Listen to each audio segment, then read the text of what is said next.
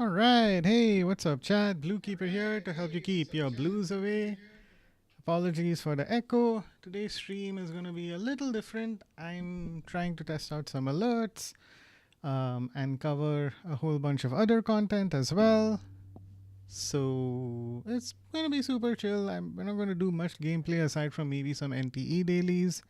But whoever joins, you're welcome to come in, hang out, and enjoy the start of your weekend with me, hopefully. So let's take a couple of seconds. I did make some effort to set up a bunch of alerts. Sometimes they seem to work, sometimes they don't seem to work. So let's go ahead and try and fix some of them or see if they're working or not.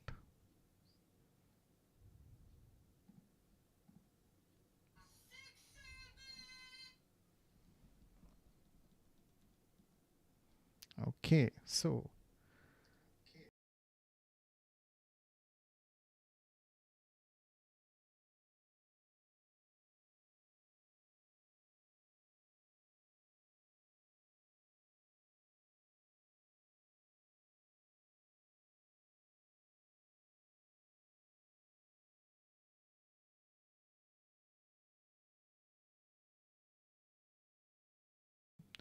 here's a weird thing that keeps happening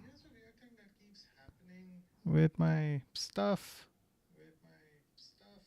I can't seem to figure out why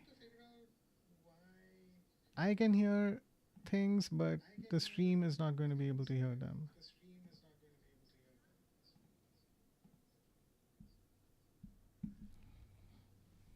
I'm gonna mute myself once again and see if this works.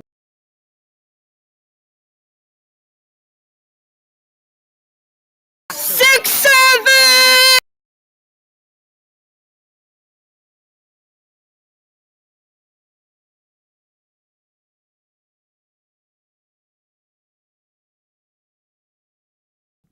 Okay, so that was successful. Let's try that again. Six, seven. Okay, now you guys can hear it because I tweaked a certain setting. How about we do bonk?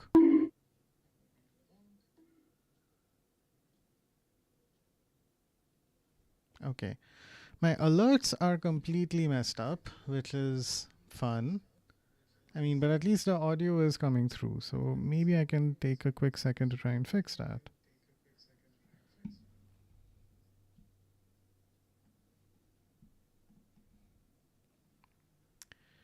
Do do do.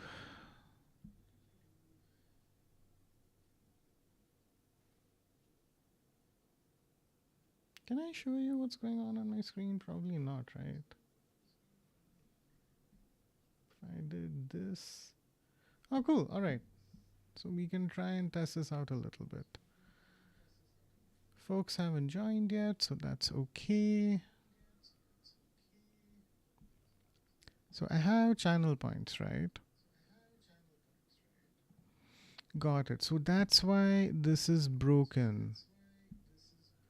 Metal Gear, bonk sound, and this is supposed to be redeeming a specific alert, which is this. So now we should see things happen correctly. So I'm going to mute myself. Or, it's fine.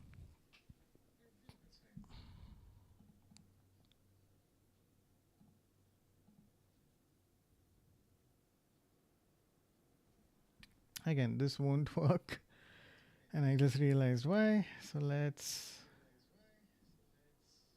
Where else do I have to set?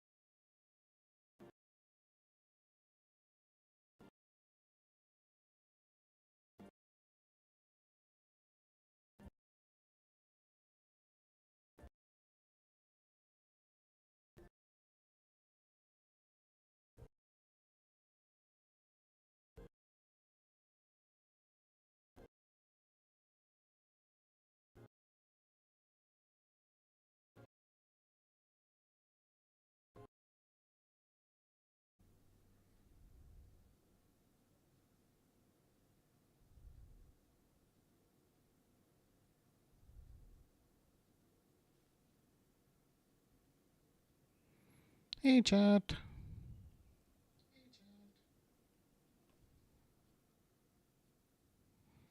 Cool. We might have ads running right now, so let's give that a second. But I got the bots that I want running. So let's say new follow, right? If I hit send test alert,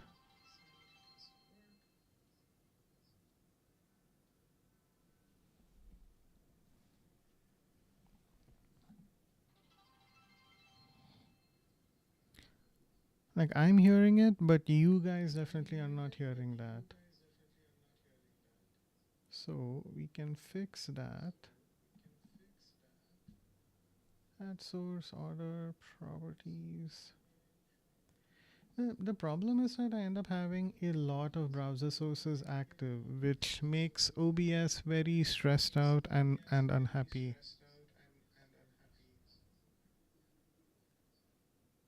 And of course, we don't want that. Overall, it's just all very odd. Okay. Well, let's at least see if we can get all the alerts running properly.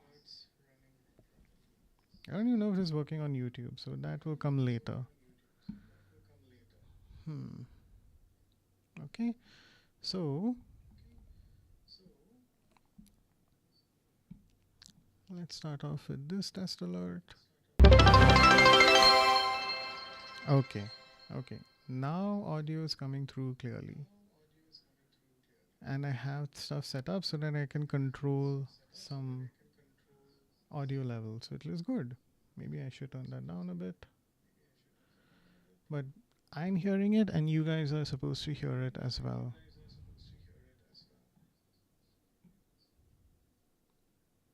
So let's do a simple one like hydrate. 3, 2, 1. Okay.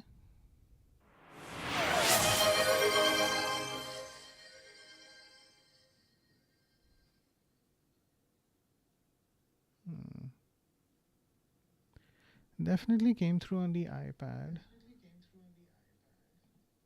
Not sure if it came through for me, which is odd. So let me send another test alert.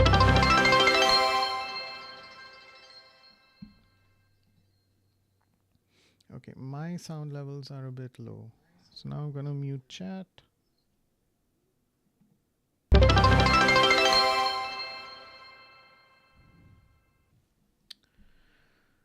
Got it.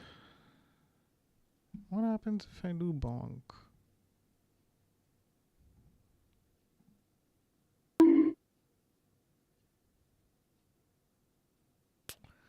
So now, unfortunately, the audio output. I'll try this again. Bonk. I think bonk is happening and you guys are hearing it, but I'm not able to hear it. Why I'm not able to hear it is because now this stuff is in audio, my audio mixer, and if it's coming out, it's coming out through these earphones. Can I do something? Yeah, why don't I? That might not work either. Because the way audio monitoring is happening is via my microphone. Oof. Oh my god, chat, this is so complicated.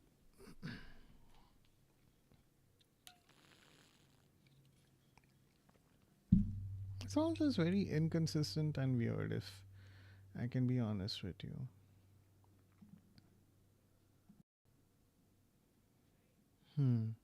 Hello? Hello, hello? Okay, what happens now?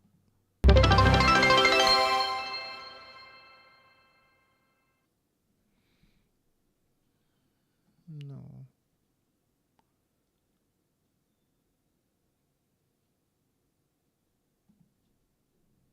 I'm worried I'll end up hearing an echo, so I'm trying to think of a different solution. So instead of monitoring device being that, what if we keep it as the speakers? What happens then? Hello. Yeah. So every time I speak. Okay, so what if we just turn off monitoring there? And see what that gets us. Because I need this stuff to work more consistently somehow. So I'm going to turn off my mic. Monitor only.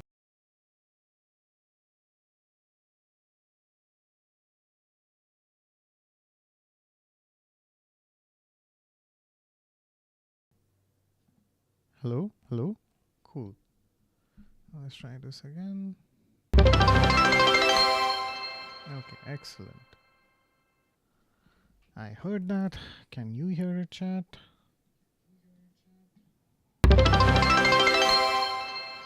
Perfect. Okay, so that takes care of Twitch alerts. 6-7. Okay, great. So this kind of sorts out what I'm trying to do here, I think.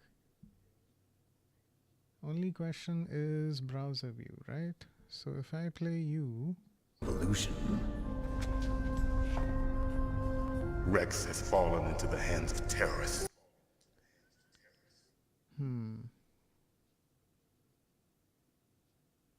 So what's the problem here?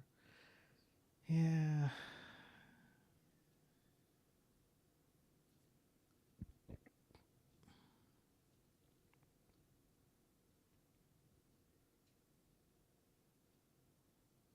Okay, I mean... No, but then if I turn it off here... Rex. Metal Gear Rex. The code name for the new Metal Gear prototype. They're probably already finished arming the warhead they plan to use with... Okay, I think this is fine. Cool.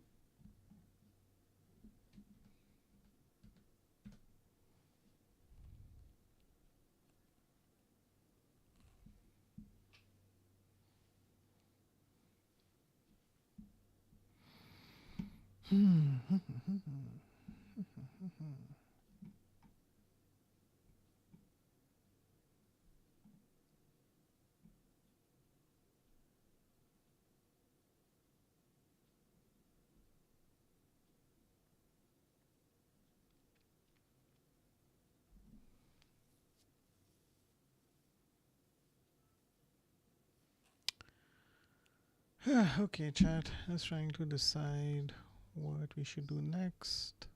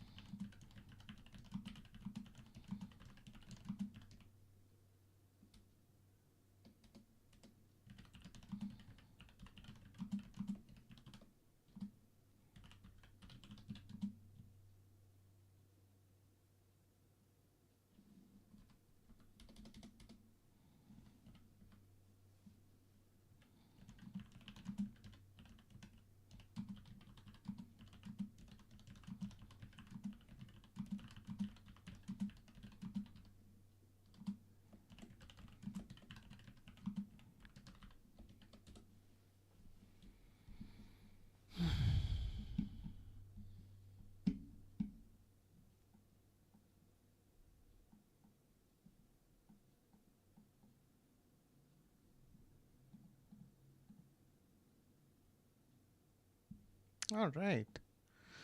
Cool. So, okay, let me just mute some of this stuff. Yeah. Good lord, I have like 3 different bots. Oops. Oops, oh crap. I have like 3 different bots running in chat right now.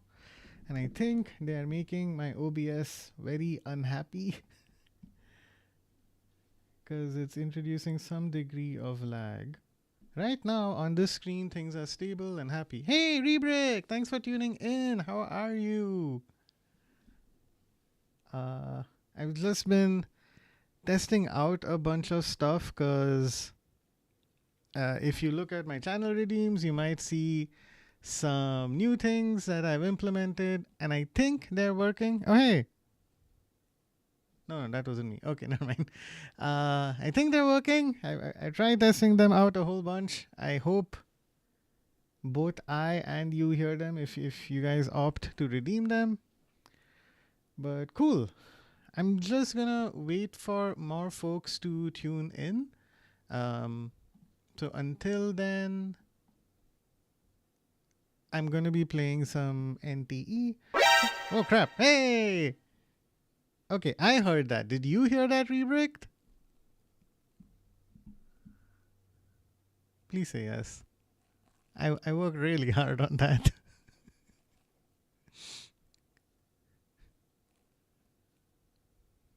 Yes. Oh, thank God. You have no idea how happy that makes me, Rebricked. Cool. Perfect. Okay. So I had there's like a series of steps that I had to do in sort. Amy, hey! Welcome to the stream, Amy. Thanks so much for tuning in. I have made so much progress since the last time you joined in the past few days. While Azu was busy having the worst pulls in history on Enfield, I was just trying to set up like multiple bots and make them work. And fortunately, it seems like Rebreak tested some stuff out. It seems like they're working, so that is good. We have an ad break in 5 minutes, but I promise you guys won't. I mean, max pity 2 characters. Yeah, it's good to know that the luck is a little spread out evenly. Like, I thought I was terrible at how much I kept max pitying my weapons in NTE, but it looks like there's some bad luck happening in Arknights as well. So good to see. Hey, but Amy, are you planning on like pulling anything in NTE? Like when I see your messages on Discord, it seems like Enfield might be your more primary gacha, and NTE is more like the thing that you do in the background. Is that correct? Like, are you thinking of? Do you like skip? Are you doing the dailies in NTE, or do you generally like try and focus on Enfield? Okay. Unfortunately, my YouTube video is very confusing, so I'm just gonna try and move that forward. Okay, cool. Primary gachas are Zenless Zone Zero and Wuthering Waves. Got it. Okay. I just don't talk much in the Discord. No, fair enough. That's cool. I mean, it's nice that despite that, you're still trying to participate in Arknights. I mean,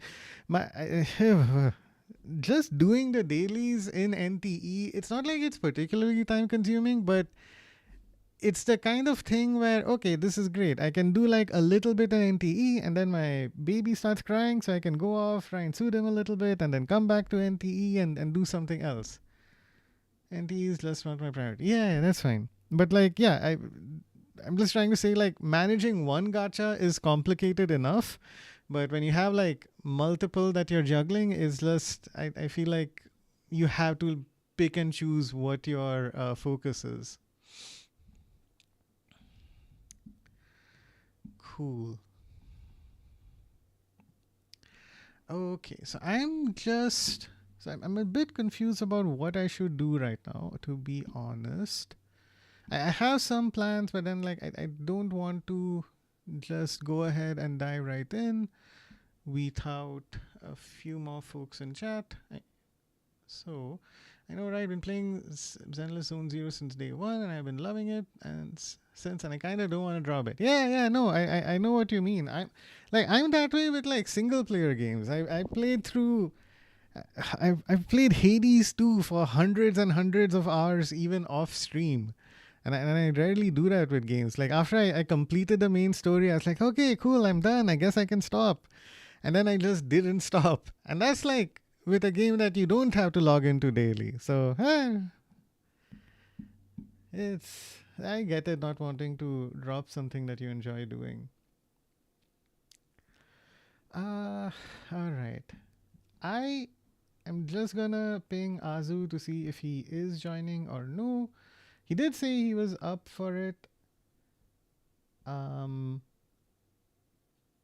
But he already had like a pretty long stream today, so don't want to pressure him too much. How do I do this? Okay, and I go here and I say,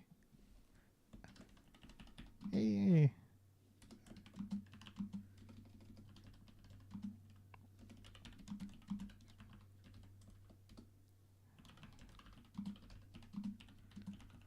Too tired. Cool. I don't want to listen, but I'm about to go to bed. So I get it, right? It is very, very late. And I mean, you don't have to worry at all. Like what I'm covering right now is going to be, it's foundational stuff, but it's not like, oh, you have to know this, otherwise you're not going to be able to appreciate Metal Gear Solid 1. So don't feel bad. I get that it's late and you might want to get some rest. If Azu also doesn't join, I'm more than happy to like push this session to Sunday and conduct it at a more reasonable hour and stick to just, doing some dailies in NTE as well. So no pressure. I totally get it. So cool. While there's an ad break that's gonna start, I'm also, just FYI chat, again, I will join your stream on Sunday. Hopefully it is earlier. Yeah, of course it will be. Like I tried to time this to take place after Azu's stream. But of course he streams a bit late on Friday, so that pushed my stream a little bit later. But on Sunday he'll be streaming at a normal time, so I think it'll be a bit better in the day for everyone involved. So no worries at all, Amy. I'm I really don't want to like have my streams revolve around a sense of FOMO. Yeah, no worries. Like, hey, for the way I view this is like I'm getting the chance to share my love of Metal Gear Solid and other games with you guys. And if I'm not able to meet y'all halfway, then it's like it's just, I'm just doing this for my own self gratification, which is like not the way I want to approach it. In any case, like it's almost a good thing because I get to spend more time playing NTE, and good lord, that the some of the new stuff in NTE is just ridiculous.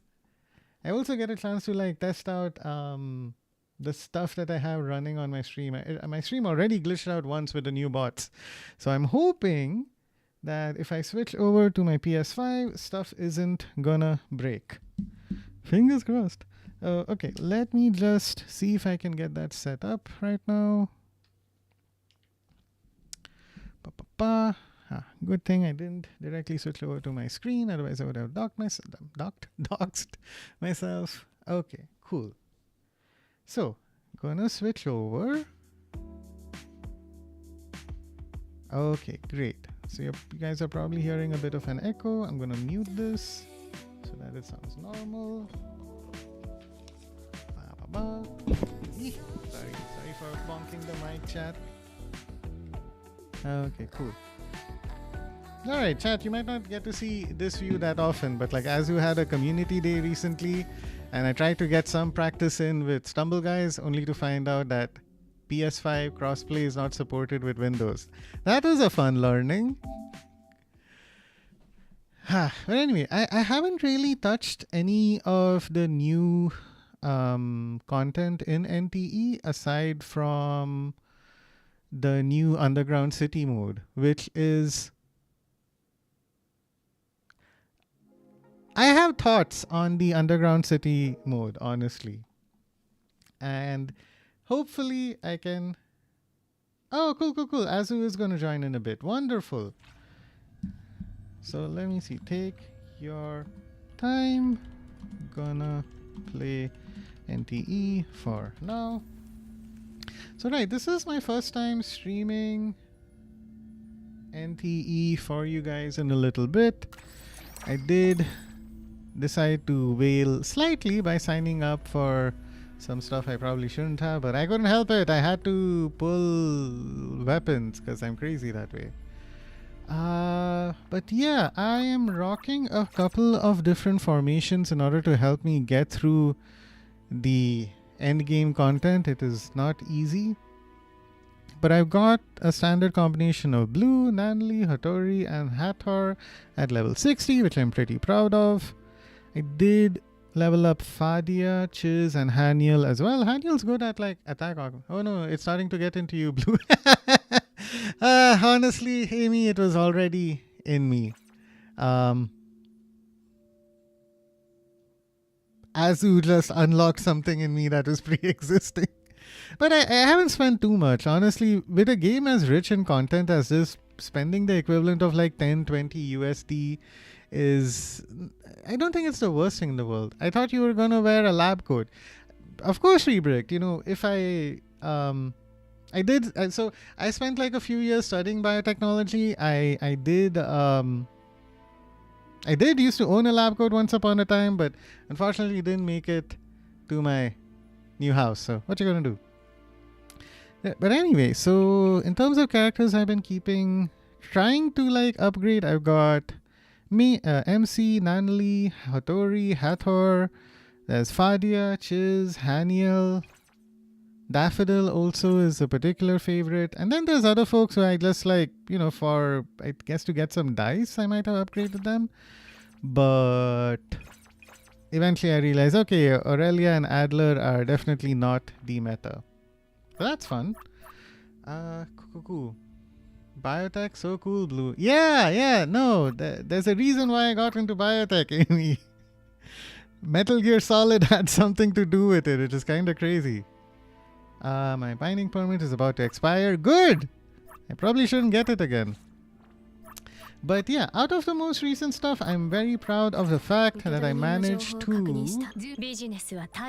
Oh, no, go back. Where is she? Ah, there she is. I managed to pull MC's Porsche skin, so that's good. Oh, what was the reason? Might as well explain it soon. Yeah.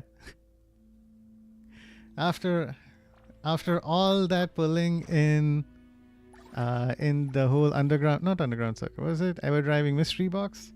I got to 11 pulls. I spent a lot of money, and thankfully I still have, like, I got the skin to show for it, so I'm glad about that. Nice. Oh, what is it? Where's the Porsche, Blue? The Porsche is here, Amy. It's... I don't even know how many millions of fawns or annulate it away it is. I've done like 11 somehow, and I got this far. I at least got the skin, okay? I told myself during Azu's stream that, like, I'm not gonna pull. This is ridiculous. Like, look at this. You have to, like, what is it? You have to pull like 5 or 6 times before you even get access to... like before the Porsche even enters the pool. This is so stupid. And then I realized that I'm an addict. I'm a racing addict, so I just had to keep doing it. Okay, cool. How many ad breaks are there? Did you guys just deal with an ad break? Sure, okay. I think it's for whalers, but some people got really lucky. Yeah. Some folks also did save up, unlike me, trying to upgrade like 10 different characters. So they made the smarter decision. Why do I feel like I was missing something in chat? Hey, mute! Oh no. I feel like I know what's gonna happen now. Can we call a truce in chat? For a second, please. Cool.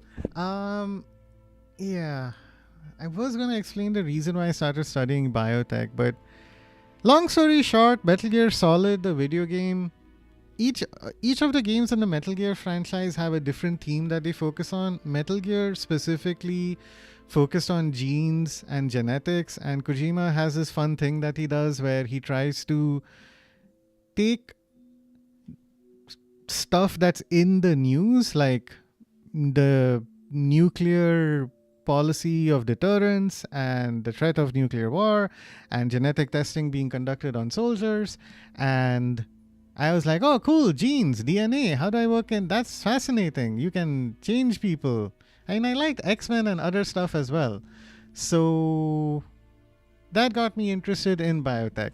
It's only after spending a few years studying biotech that I realized this is not the best career part. Oh hey, I get 2 dice today, yay, it's going to be so useful. Ha ha ha, going to time you out once I get enough blue balls. What did I ever do to you? Sounds complicated, Blue. I said I'm sorry. Yeah, it's fine. But cool. Before we start off with our Professor Blue session, let's check out Underground Circuit. Okay, great. I have another 5,000 of these bolts I can get. So this race is kinda sort of bullshit. You guys, Mute and Amy, you guys can argue amongst yourselves, feel free, while I just show you how non-stupid this is. Crap, and I've already messed up. Can I quit? Okay, I did quit. Okay, cool. The key to winning underground racing is to have Daffodil in your team. That's kind of the long and short of it. And oh crap, there's an ad as well. Okay, I can snooze this. Okay, cool. Alright, I saw a fast car over there, that's great. So here's the trick, Daffodil dash tech. Fuck! Stop it! Okay, you Daffodil dash all the way to the fastest car, and then you just dodge all the bullshit that's here. Forget the Mario Kart racing dynamics in this level, they do not matter. Just get a fast car and drive as fast as you humanly can. Alright? Try to hit these ramps. They give you a burst of speed, so that makes them useful. Avoid these godforsaken rubber ducks in the middle of the road. Also, for some reason, there are patches of the track that just make you go slow. So, just get through that. The weapons truly do not matter. Just drive. Well, there is one weapon that is useful to keep an eye out on, and that's this thing. It's called Call Support. What it does is, every time you hit it, either the person who's in first place just gets blue shelled, if you ever played Mario Kart, or if you are in first place and you hit this, the person in second place gets blue shelled and they slow down for like a few seconds. Also, do keep trying to hit this stuff over there, the green things, to keep your car repaired. Because when you're in first place, people are going to be blue shelling you with that call support thing, and that's not good. Also, I personally... crap. I hate the guns. Okay, great. So that happened.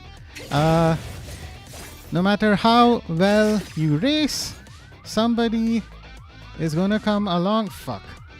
Somebody is going to come along and shoot you. Get you with call support. So be prepared to keep moving. Oh gods. Okay, cool. Ah, fuck! It's really helpful to be in first. Oh no, now I'm getting shot at. Oh cool, so that's new. I didn't realize I could, my car's tires could get punctured. Okay, great. Off we go. Daffodil dash stacking to our next ride. The good thing about not being in a car is that people can't hit you with call support. So it's really not all bad. Ad starts in 5 minutes. Great, I'll be done long before that. Okay, I found a fast car. Now I have another fast car, so let's go ahead and get into that. Okay. So now we are in a fast car where this is going to transform into another nuclear arms race deterrence policy thing where I'm going to be using call support on those two people who are out in front. Ah, fuck. Ah! Hey, I survived. Okay, great.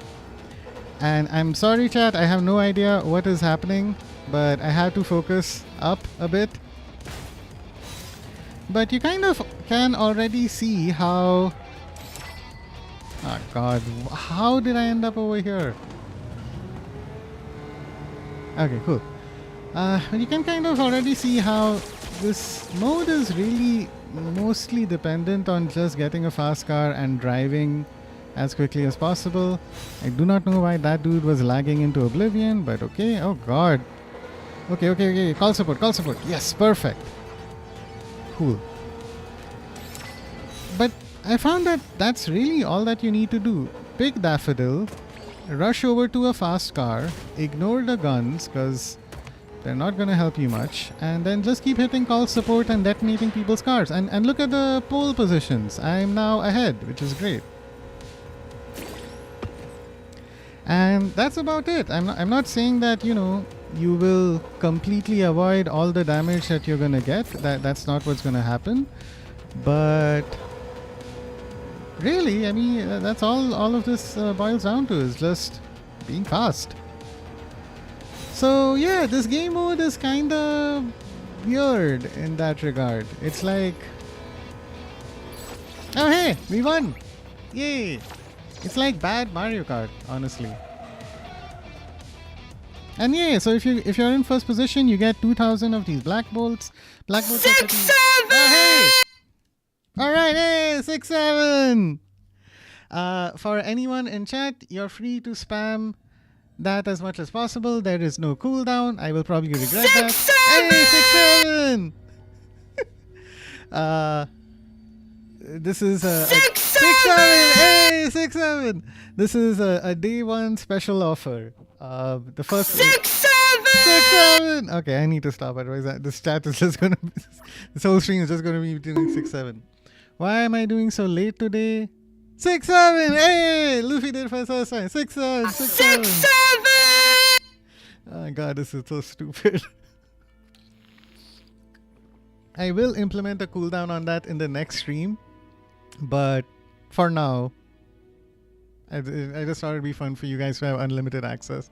Azu's going to hate this. Yeah, I know. 6-7. Amy, you need to save up your balls. Don't forget. But Luffy, I'm streaming super late because Azu's stream went late and I had like a special Metal Gear Solid explainer stream that I was going to do. At this point, I'm a little concerned if Azu joins and I switch over to that session, because I don't know when he's going to sleep then. A bit too loud for me. Rebreak, you're the real one. Thank you so much for that feedback. Where is it?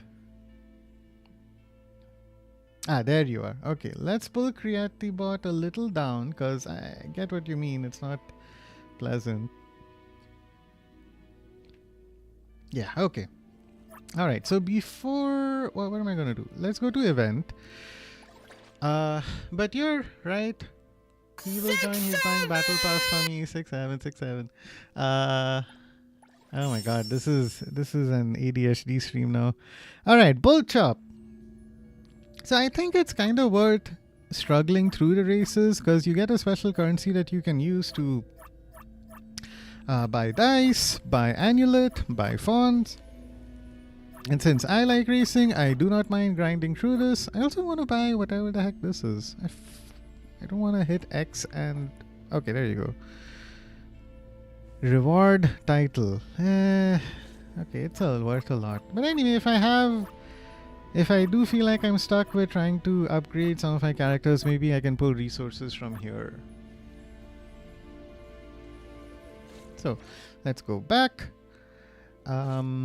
Yeah, I want to make sure I get my dailies done as well. So you guys get to see my approach to bonds maxing, which is every week I just buy whatever is the preferred resource for a certain set of characters. So with Fadia is the only one for whom you can buy a 400 affection thing, which is why I'm trying to max her out. Is it wrong to min-max here? Probably, but sometimes that's life. So, the next person I want to improve is Hattori. So, I gift her these golden laces. Nice to hear the enthusiasm. And all of these, yeah, a couple of these are pretty easy to get. You can just go to a florist and buy things. Okay, cool. So there's an ad break going on for some of you. That's perfect. Ah, no. Okay. Go back to Bond.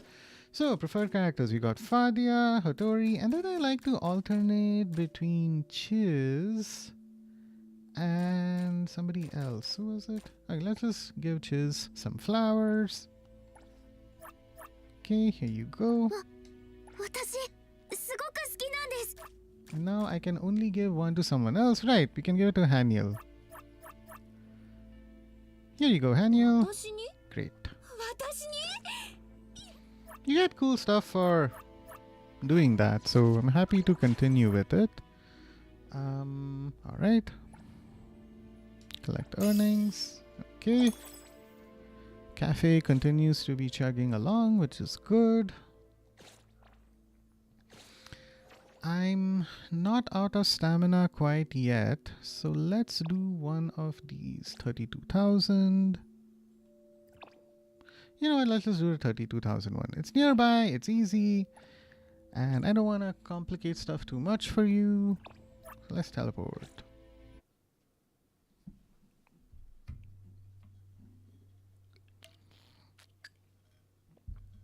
Six, seven. Mm-hmm. 出して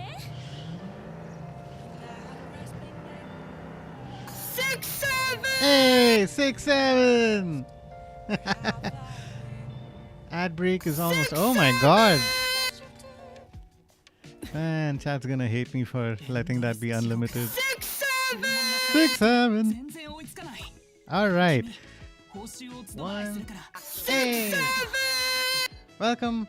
Blue, are you brain rotted? Even we didn't redeem 6-7. 6-7. What? Okay, sorry if I'm not understanding that. Jesus Christ, Luffy, chill out. Think of the people in chat. I redeemed 6-6-7s. Oh, okay, I see what you mean. Fine, okay. Cool. So here's one benefit to having Hatar on your team. When you completely fill up her whole Esper ability city life skill bar, she just completes deliveries for you. Yay! So that's 32 funds. Sorry, 32 stamina and 32,000 funds that we got. Hey, bunk! Nice! That we got without having to do anything, which is great. Oh, there's a new tutorial. You can do that later. Exploration guide. I think the exploration guide is gonna tell me that I need to do one more thing. Spend funds once. Okay, yeah, let's buy something. What should we buy? I've already spent a bunch of money. Nah, this doesn't count. Keys. So we got keys, we got seeds. Do I want a Bonds Max today or Reamless Seed? You know, Seed is pretty useful. Add a Sheesh one too from Luffy. What about 67 6-7s? Do you guys have enough blue balls to do that? I really hope you don't. Fa and fart. Okay. Okay, yeah. All the possible brain rotty memes. Cool, cool, cool. I hope like Creating Bot lets me do as much as I want. Let me make a note of that. Sheesh. Okay. Fart. Oh my god. If you guys have any other ideas, do let me know. There is also value in just saving up. Like, check the channel redeems. I've added a bunch of different ones that you guys can use. Cool. Let's just buy this. I like bonds maxing. I probably need it anyway. Okay, so now that I've spent funds, I can go to my exploration guide and you will say, I can claim this, redeem all of these, get some coins, get some money. Go to Circle Bounty, claim all of these as well. Does want me to do character pixels. Let's claim all of these. Ooh, look at that! So much stuff. Unfortunately, none of it are those cans of stamina that would be so useful to have for next week's double fawn stamina week. But oh well. In fact, I have for like 9. What are those? Oh my god. I'm so glad. I thought like some of these memes would be kinda, separated based on my own age, but it's a good thing they cut across different age groups and there's no generation gap here. Cool. So no stamina cans to speak of. Now, I am open to spending a few of those character pixels. I just need to check and see who I have left to upgrade. I have Haniel. Okay. MC is fine. Chiz is fine. Fadia is okay. Mint has a lot left.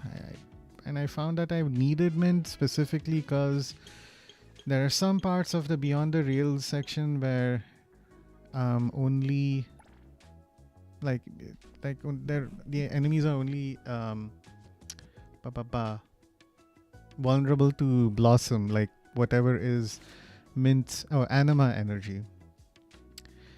But before I upgrade her, I just want to make sure I'm done with everyone else. This is Hattori. That's what I was thinking of.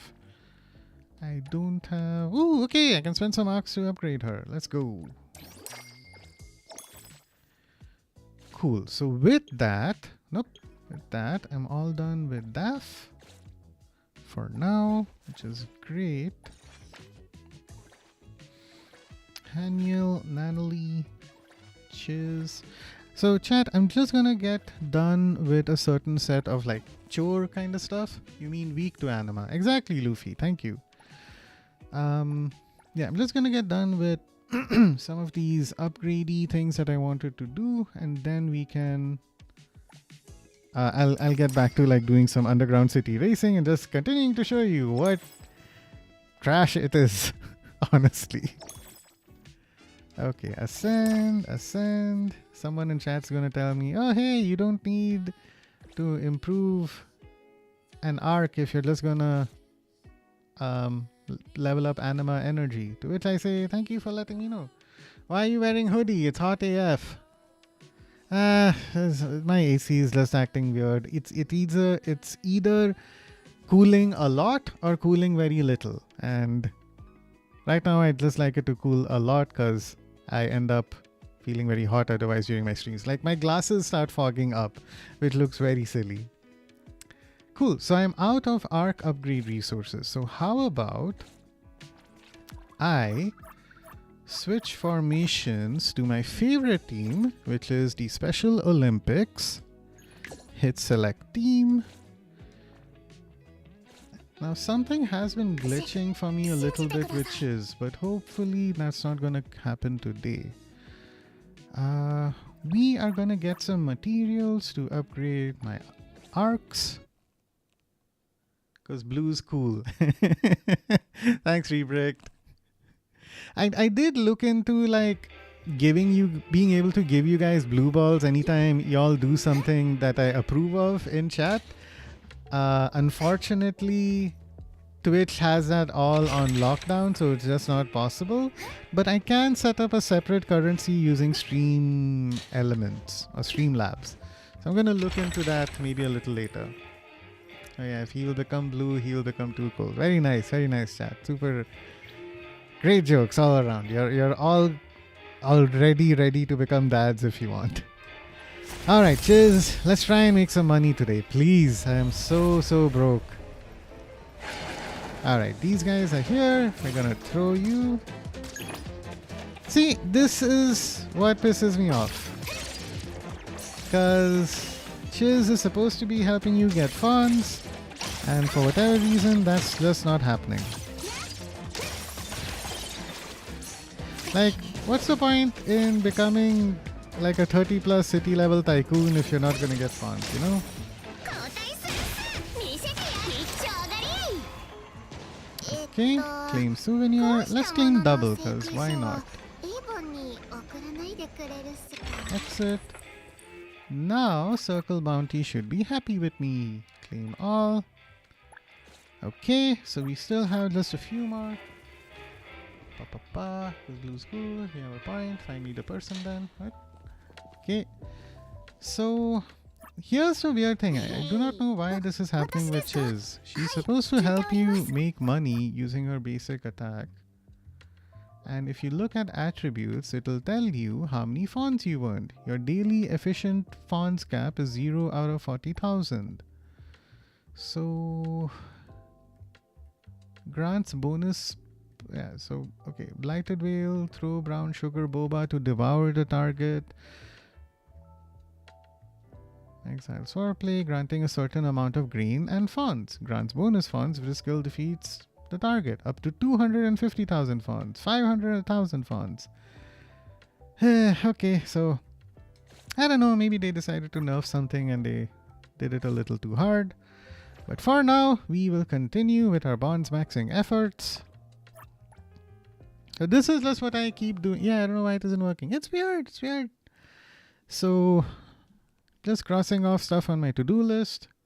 Cold Blood seemed to be a little mad when I said I sometimes forget to take my favorite characters out on dates. So here we go. I'm making sure we're getting that done. 2 tickets, please. Here's your ticket. Enjoy the show. I'm gonna take Hattori. Because, you know, she's Hattori. There she is. Hello. The reason I don't take Fadia here is because, like, Fadia is one of the few characters I have whom I can give a gift and get 400 affection from. So that's why it's Hattori. And plus, you know, she's great. Okay, so she's nice and happy. That's good. Next daily task. We're gonna head to this place and pray at a tree. Maybe need nerf that, or maybe that's a bug. Yeah. Brain rotted blue equals blue rot. Amy, I used to be normal, okay? I was a very nice and normal streamer. And then I joined Azu's streams and I was hanging out with him. And you weren't there back then, okay? It was just like me and Azu and Sean playing Hades 2. And then you started joining. No, wait. And then I got busy, you know, trying to raise a kid. And later, I joined in months later and suddenly 6-7 is everywhere. And now here I am. I have 6-7 as a channel redeem point. So, you know, fine, call it Blue Rod. But still, just know you are the source of it all. Okay, and this is my other favorite thing. I have to untrack this quest every single time. Okay, now we can go ahead. Do time system. Because you can only play at trees at night. There we go. Blue Rod, it's...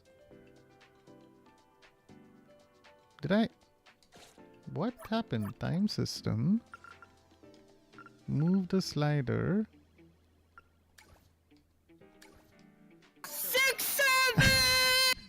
6-7. It's like a time skip to brain rot world. Blue, keep your child away from 6-7. It's too late, Luffy. It's too late. And Amy, she will spread it. Yeah. Okay. Let's double check. Are we done with our quest? I mean, we have untracked it, so that's the correct thing to do. We'll go to the time system. There you go. There's the confirm button I was looking for. I will. Yeah. You can. If there's one thing you can count on Amy, it's to infect chats with 6-7. Amy, you should make a 6-7 emote at this point. I don't know if Azu will approve it or not, But every time he raids someone else, like, why not? Like, infect more, more chats with 6-7. Okay, so here we're gonna wish at a tree to get another 50 bond. At the very least, like doing this repetitive action, it's still worth it because it's super pretty. If dog barks, it isn't cooked well now. Make a Luffy 6-7 emote for me. Amy, you should start taking commissions at this point.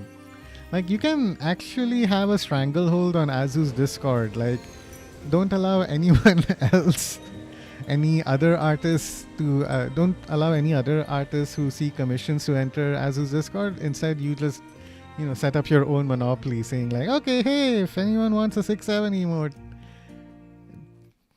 I don't know, you can decide a pricing on your own. I will not pay. And you won't get an emote, Luffy.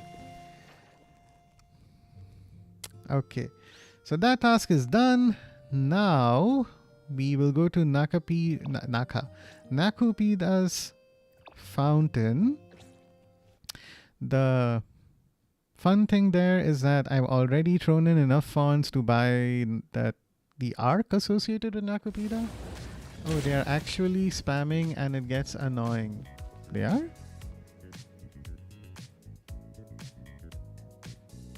I'll not pay. Oh, do you mean the 6-7? And it's okay, I'll try myself, or maybe I will pirate it too. Alright.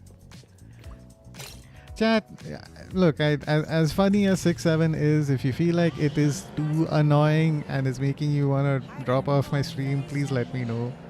I can adjust the cooldown on it. I thought it would be fun to have, like, unlimited uses of it and in its inaugural stream. But if it's too much, I get it. Alright, we're horrible people. Oh my god, look at... Hey, no, come back! Ah, damn it, he's on another team. Okay. Alright, Nakupida. I don't want your coins. I mean, I'm not going to give you a coin. Instead, I'm going to steal shit from you. Because I just am that way. You can lower down the volume, though. I think it can be too much for others. Don't worry, my body has developed a vaccine. That's great to hear. Okay, I'll turn down CreatiBot just a bit. And by my next stream on Sunday... I got 2 coconuts? What the hell? That's lame. The reason I'm doing it is because there is like a tiny achievement tied to like getting multiple curses or punishments from Nakupida. So I'll get 10 annulet for doing that. Okay. And finally, this is our last daily thing to do, which is to go to the witch's house. I need to make, I didn't do anything today. Alright, Luffy. I haven't gotten around to making emotes either. I was spending time getting like all this CreatiBot alerts and stuff set up.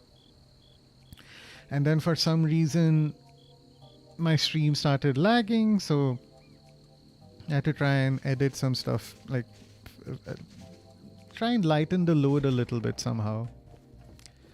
But okay, here's our favorite blackbird. 6-7. Azu, hey! Welcome to the stream! You're not late. I was just doing my dailies. And yeah, every day I have to visit. Okay. Welcome to the 6-7 stream, Azu. Good lord. Luffy, Amy, Luffy. Okay, great. Welcome to the stream, Azu. So, I just today figured out how to get this particular bot working. So, just to inaugurate it, I decided to have 0 cooldown on all the new alerts. But don't worry, by the next stream, I will set up a cooldown for it.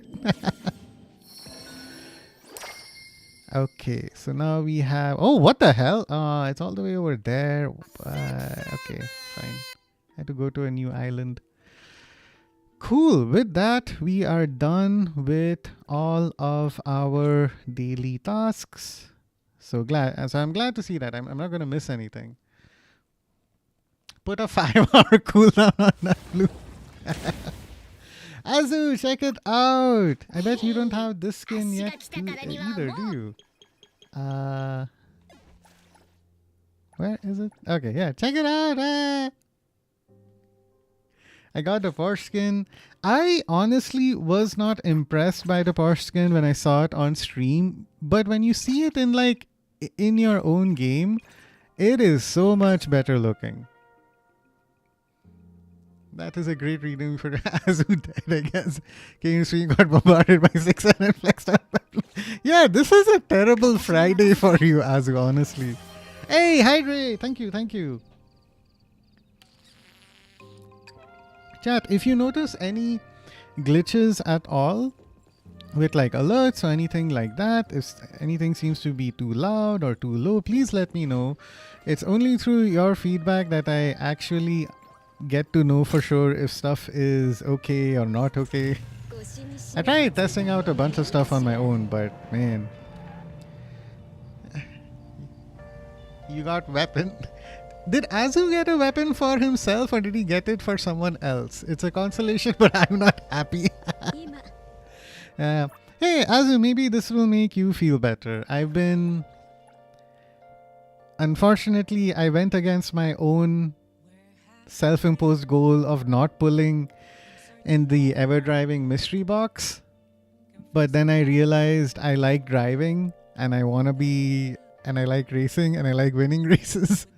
So I pulled 11 times. I spent so many resources. I do not know how I'm going to get another 1,000 amulet or 2 billion-ish fonts, but I'll figure something out. I have days.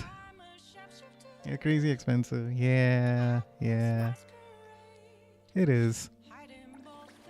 But hey, at least thanks to Azu's Discord. You know what? I should give a shout out to Azu.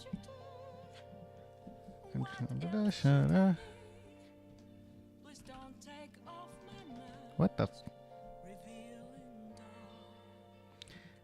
Admittedly, I know this might not be the most necessary shout out, but maybe,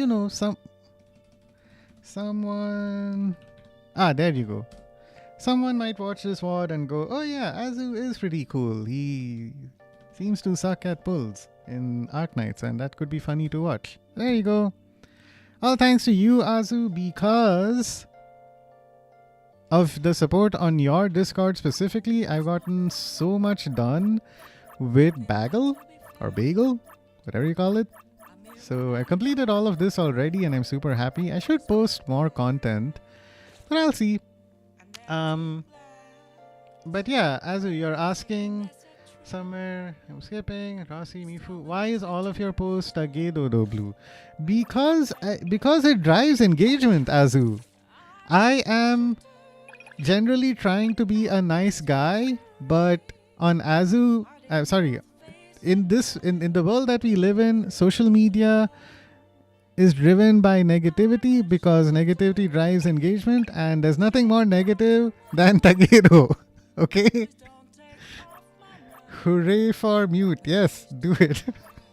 He just accepted it. Tagi. Oh, hey. Oh, Neko Baby did comment on this. She did not react at all to this on her stream because I later found out that she is an actual NTE content creator. So I thought maybe this was a bit too negative. But I guess she actually did kind of like it, which is great. When I look, I see his face. Shmancy Tatagi. Yeah, sure. Now he's perfect. Yeah. Oh, okay. Wait. All right.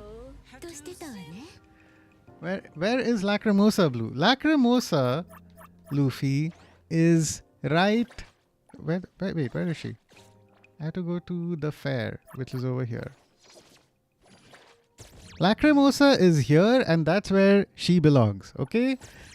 I have 21 dice and 633 amulet. I will only spend it here once I'm done. Once I get my Porsche, if that ever happens, okay? Like, I don't hate Lacrimosa or anything like that, but honestly, like, the only thing that I find interesting about her is... crap, how do I I mean, she has that ability. I don't know if I can show it here. Of like, she helps you get more resources in heist, which is what? Hello, what? I hate that photo. Oh, she did when you were away. Lama pull Gamba now Gamba blue. Oh God. Chat, don't. What is Kia doing? Skia is just so much of a disappointment now after you shared that gender bent image of him. It's so unfortunate. Anyway, you guys really want me to pull? I was gonna save up my dice for not chaos, but whoever's coming after chaos. I only have 21. Ba ba ba. People are addicted to gammas. It's so sad. So are you. Yeah.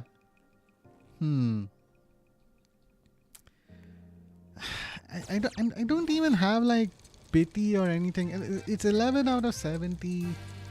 I'm not even near this section of the board where I might have a chance. And it's only 20 dice, chat. You know, like if I do this, I'd love to have more than 2 10 pulls, you know? I can't buy more solid dice here.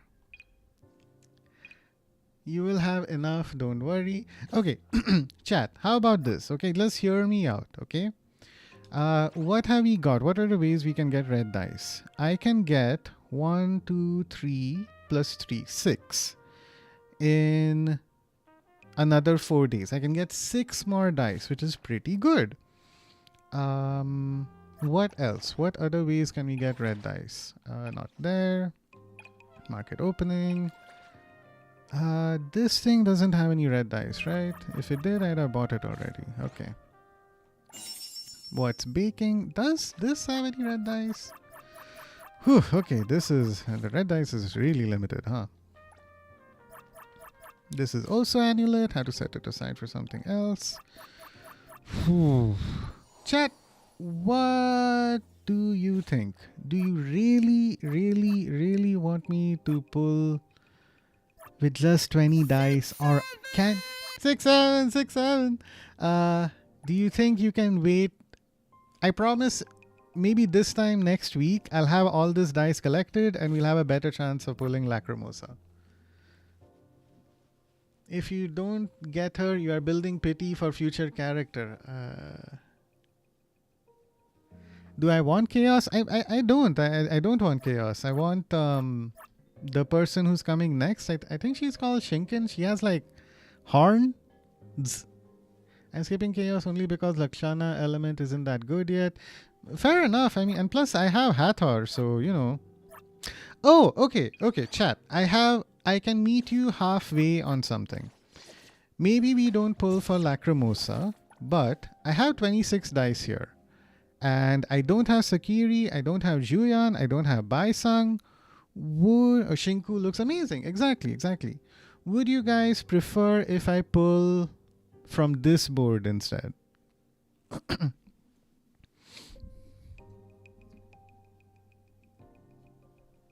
Shink, nah?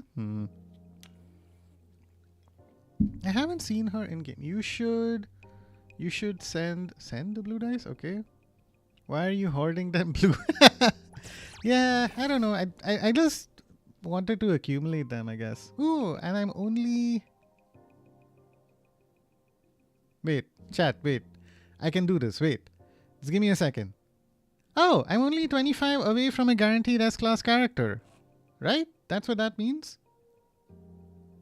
7, okay, plus 5 is 70 plus 20. And I have 26 dice. Should we do it? Yeah, I think we should do it. Okay. Now, obviously, I have to do this one at a time. Hey! An A class already. How nice. Get them earlier. Alright, more Skia. Bye-bye, 1-1 Ningen. Hey, we got some 6 chess pieces also. Alright, chat. Get ready. You know what to do. Oh, hey, 1. Yay. B class. Alright.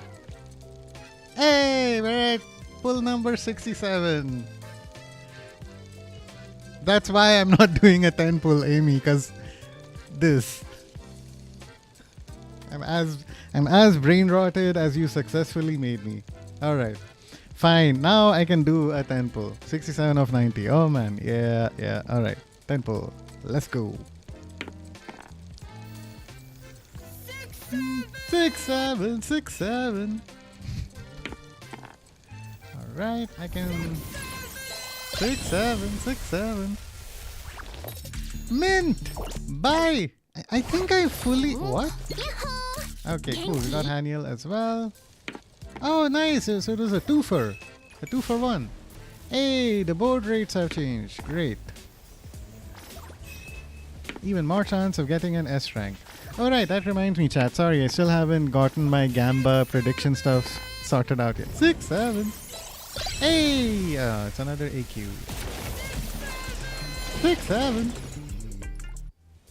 Guys, terrible. 1, 2, 3. Hey, 6! 6, 7, 6, 7. Oh my god, I'm gonna get epilepsy from 6, 7. Huh, okay, so despite the board modification, 6, 7, we didn't really end up with much. Cool, let's try this again. 6, 7. Gamba time, let's go. We missed that section of the board. 6, 7. If my wife is watching this stream, she's 6, 7. She's gonna wonder what the hell happened. Hey, finally, an S rank. Stop spamming that. Sakiri!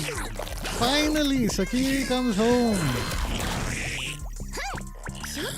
Oh my god.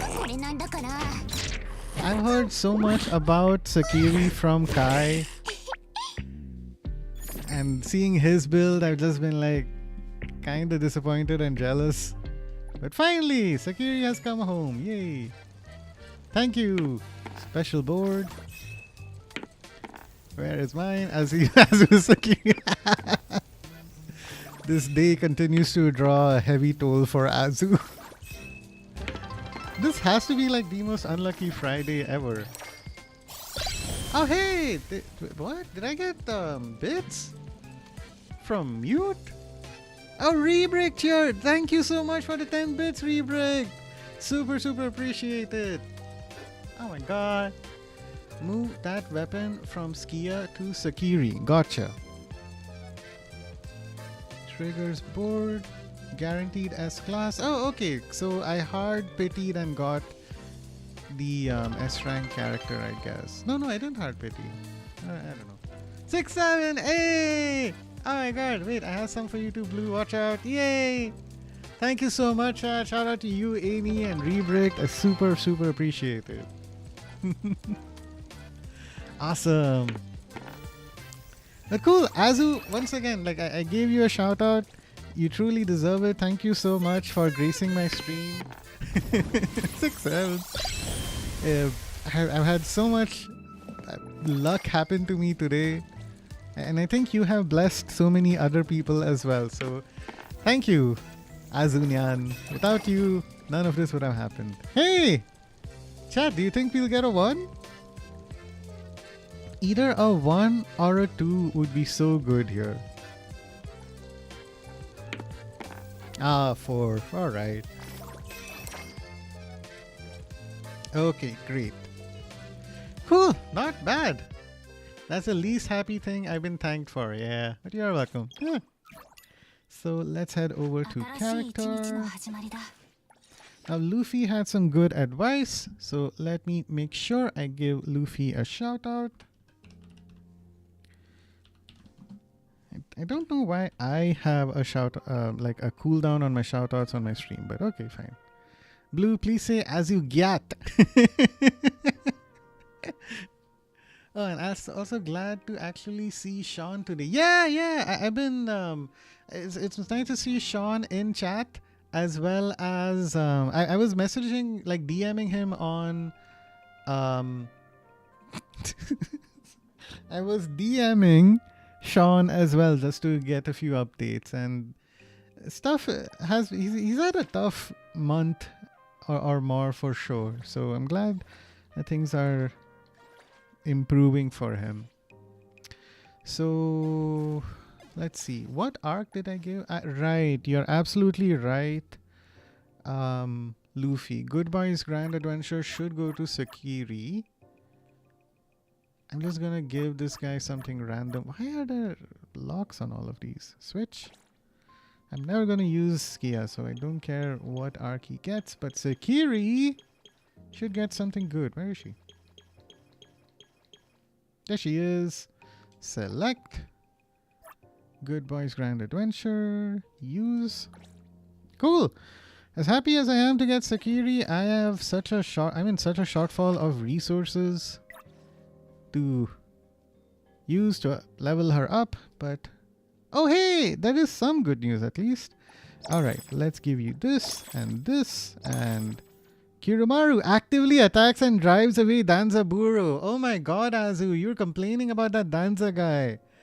Man, if you had Sakiri, she'd probably help your like owner selection cafe mode go so much more easily. But it's unfortunate that you don't, man. I'm so sorry for you.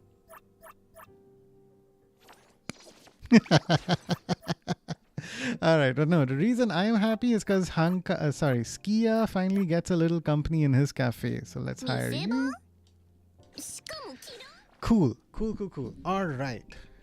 Oh boy, there's a lot happening. Can't wait to see him back streaming. Yeah, I was talking with Sean about what game he should play next. I asked him to play just something that he'll enjoy so that he can ease back into streaming. Is your TT... Okay, wait, hang on. Azugat. Been so long, Sean, not Sean the sheep. Is my TTS available? Yes, Amy, my TTS 6-7. TTS should be available. It's priced at 800 blue balls, so hopefully you can save up and redeem that when you're ready. Need to see him back streaming. Yeah, watch your... What? Watch your heads is for Skia, correct. Flex Sakiri to Azu Blue. I just did. There's so many things that are useful with her. Fook, okay. What do you mean? I have 5 cafes open, but my slaves are only 8? Bro, what? My other cafe is empty. Wait, you should probably spread out your cafes. And calling them slaves is just really extreme. 1, 2, 3, 4, 5, 6, 7, 8, 9, 10. Oh, yeah, okay, I see what you mean. Yeah, maybe you can spread them out a little bit. Okay. 6, 7. Your cafe is empty. Why am I so slow at catching up with chat? No need to read those ones, okay. Clothes washing. Cool. Makes a lot of sense, surely. Great. Okay.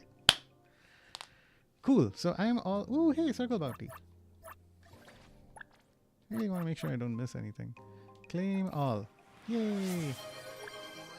Says hello, Blue Rot 67676767 chase out. I hope you are enjoying your brain rotted days as much fun as you can. 67 garters onion. TTS is a bit low. I don't know why. Oh right, because you guys are all tired of 6-7. Okay, I'm very sorry, Amy. I wish I could. Wait, can I do that? Bonk. Okay, no, let's skip that. Text to speech was me. Hydrate 6-7, 6-7, 6-7. Okay, Amy, just to help you out, I'm gonna refund a bunch of points back to you because it's totally unfair that your TTS in particular was so low in volume. So give me a second, chat, while I be a nice streamer, unlike some of the folks in chat who may sometimes scam their wonderful chatters. Okay. Alright, there you go. Oh, but your TTS is out of stock. Oh no! Thank you for the refunds. Luffy, he's bad-mouthing you. What the frick? muted or TTS is a bit low, but I'm not complaining given the sentence. Okay, right.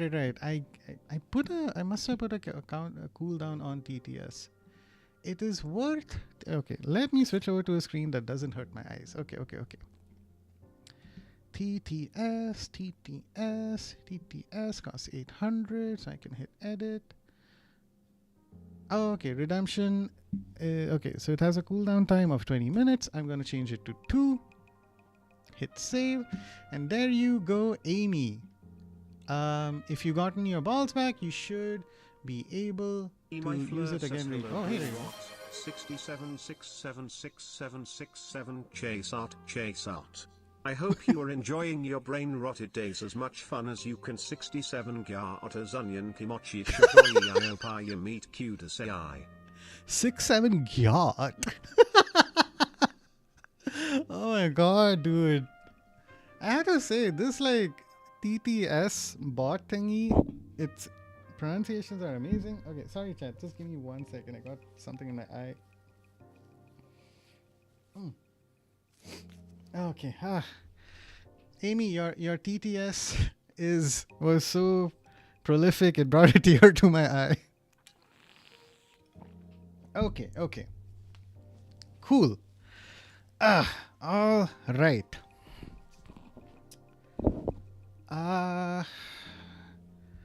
Okay, I can keep spending more and more time in NTE. But no, it's fine. Fine, Amy. You have nothing to be worried about. But as I said, we're supposed to have a Professor Blue session today. So, by popular demand, somehow, folks actually wanted to listen to me yap about Metal Gear Solid and the franchise in general. So. If you guys are gonna get Blue said you're a scammer. What? I didn't say that. So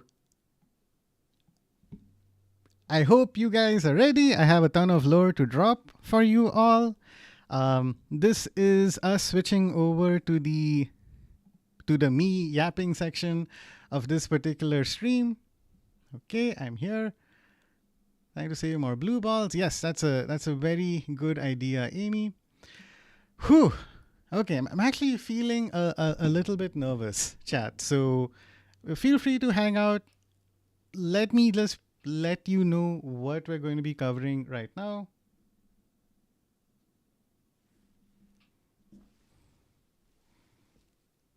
Wait.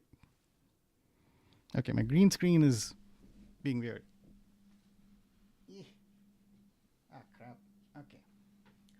Cool. Rick, let me win. Okay. All right, chat. So look, I love Metal Gear. As I said before earlier to Amy, the franchise means so much to me that I kind of chose my life career path based on the story and the themes of Metal Gear Solid, which I found truly fascinating. The reason I'm doing this is because I'm having like a little bit of an explainer session that might go on for about an hour or so, is because I love this franchise so much. I want to share that with you. One of the first things I thought to myself when I was streaming was that I want to make sure I play through the entirety of the Metal Gear franchise, at least the mainline games, because they mean a lot to me. I remember playing through the games when I was a kid. I would talk with my friends about it on the playground and we'd speculate about what the subsequent plots of these games would be. I also found that last year when I streamed Metal Gear Solid, I realized that there was a ton of backstory that I could experience before getting into the game. And so like my stream was a bit scuffed. So it took me a while before I could actually start playing anything. So I thought this time, okay, let me play the game first and then separately cover a lot of information about this game. The way this particular lecture or whatever you want to call it is going to be structured is I'm not going to really get into gameplay. I'm just going to look at some stuff from this Metal Gear archive document to help you get an understanding of the overall Metal Gear franchise. I did skip some cutscenes yesterday, so to take a break from yapping, maybe we can watch a couple of those moments that I skipped, because they're like, the Metal Gear Solid 1's plot just keeps going and going and going, and it can get a bit overwhelming to miss that stuff. Yeah, and then we look at I think we'll watch some briefing vids that there's a whole section of videos in the Metal Gear game that sort of cover even more story and information going into Metal Gear Solid 1. And then we have some backstory that we can read through. That's going to be like the audiobook section of this lecture. So it was really cool for it. Is the Nuzlocke good though? I didn't have things set up. All right, cool. Glad to see chat is being patient with me and just letting me go. Sorry, letting me keep going.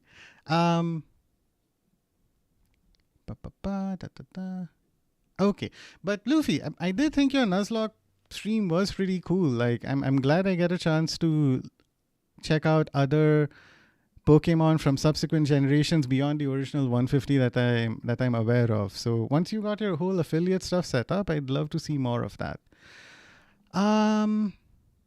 Okay, so wait a second. Chat, I can't start off with my lecture, right? Didn't Rebrick say something about me wearing a lab coat? I don't have my lab coat. I'm in a hoodie. Like, what kind of professor is dressed up like this? So just give me a quick second and I'll be right back.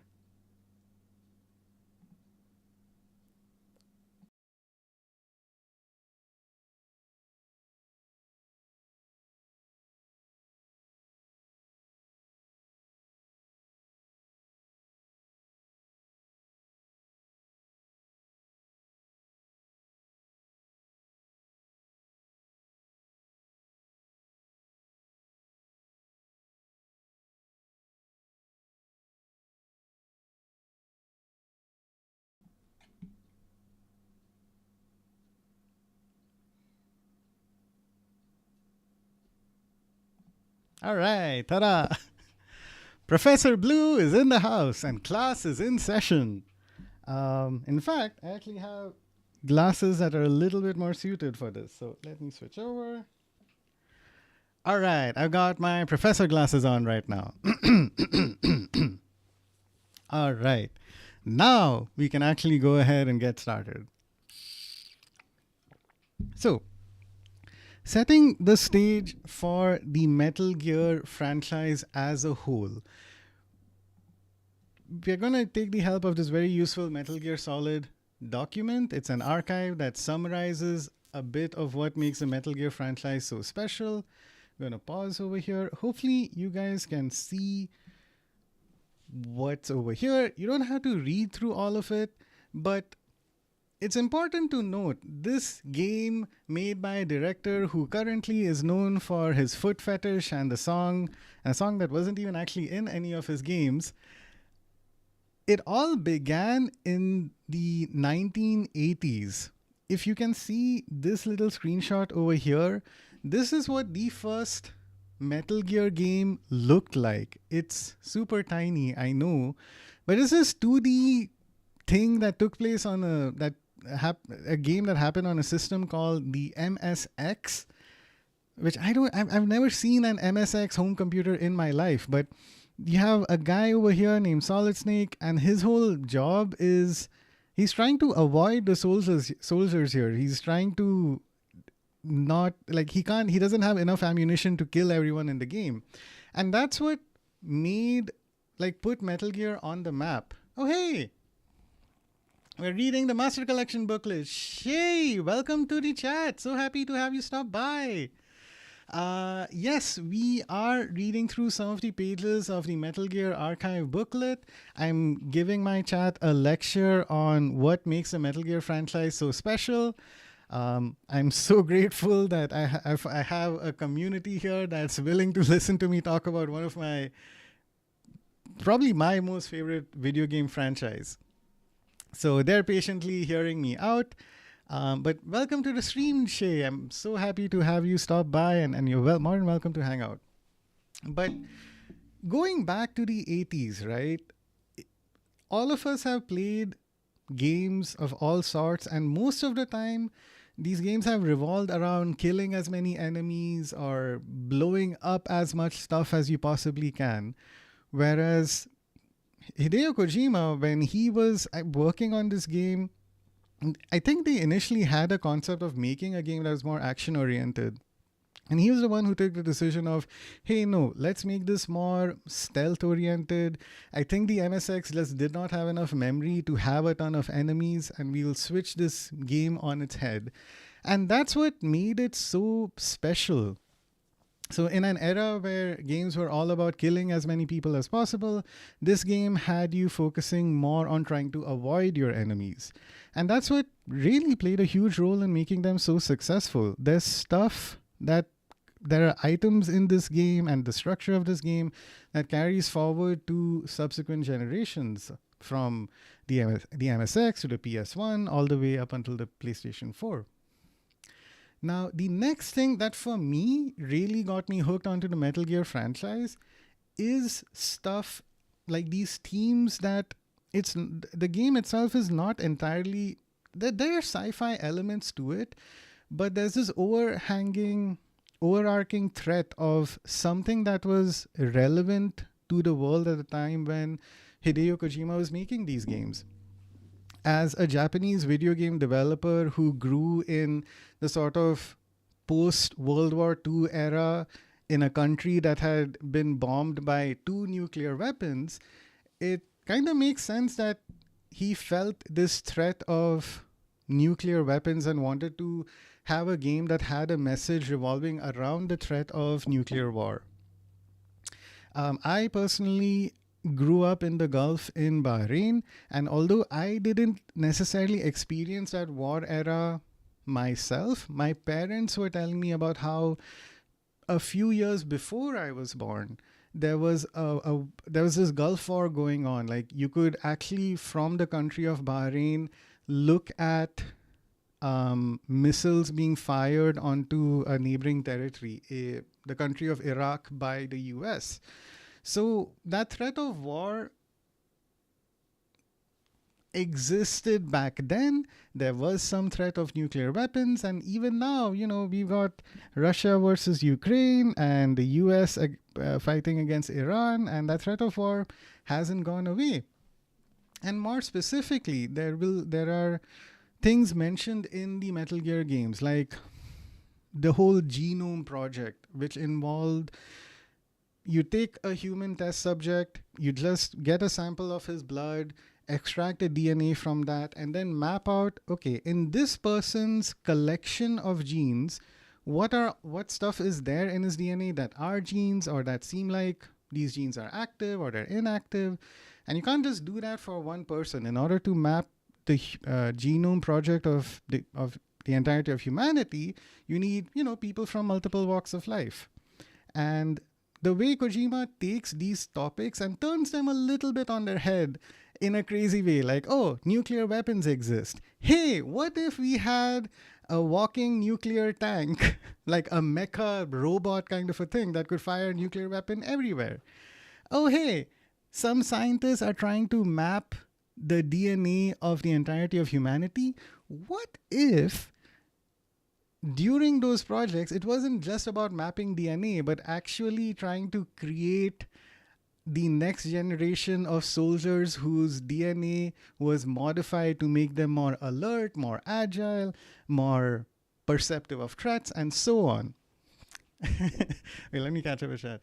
Honestly, from the little I know of it, it can be very trippy. That's true, exactly, yeah. I feel like I'm sitting in class right now. I hope that's a good thing. Yeah, best class of all time. Okay. Thanks for the reinforcing feedback there, Azu. You should be a professor for real. Yeah, I could, if I can be in a role where I can deliver lectures on video games, I'd be more than happy to do so.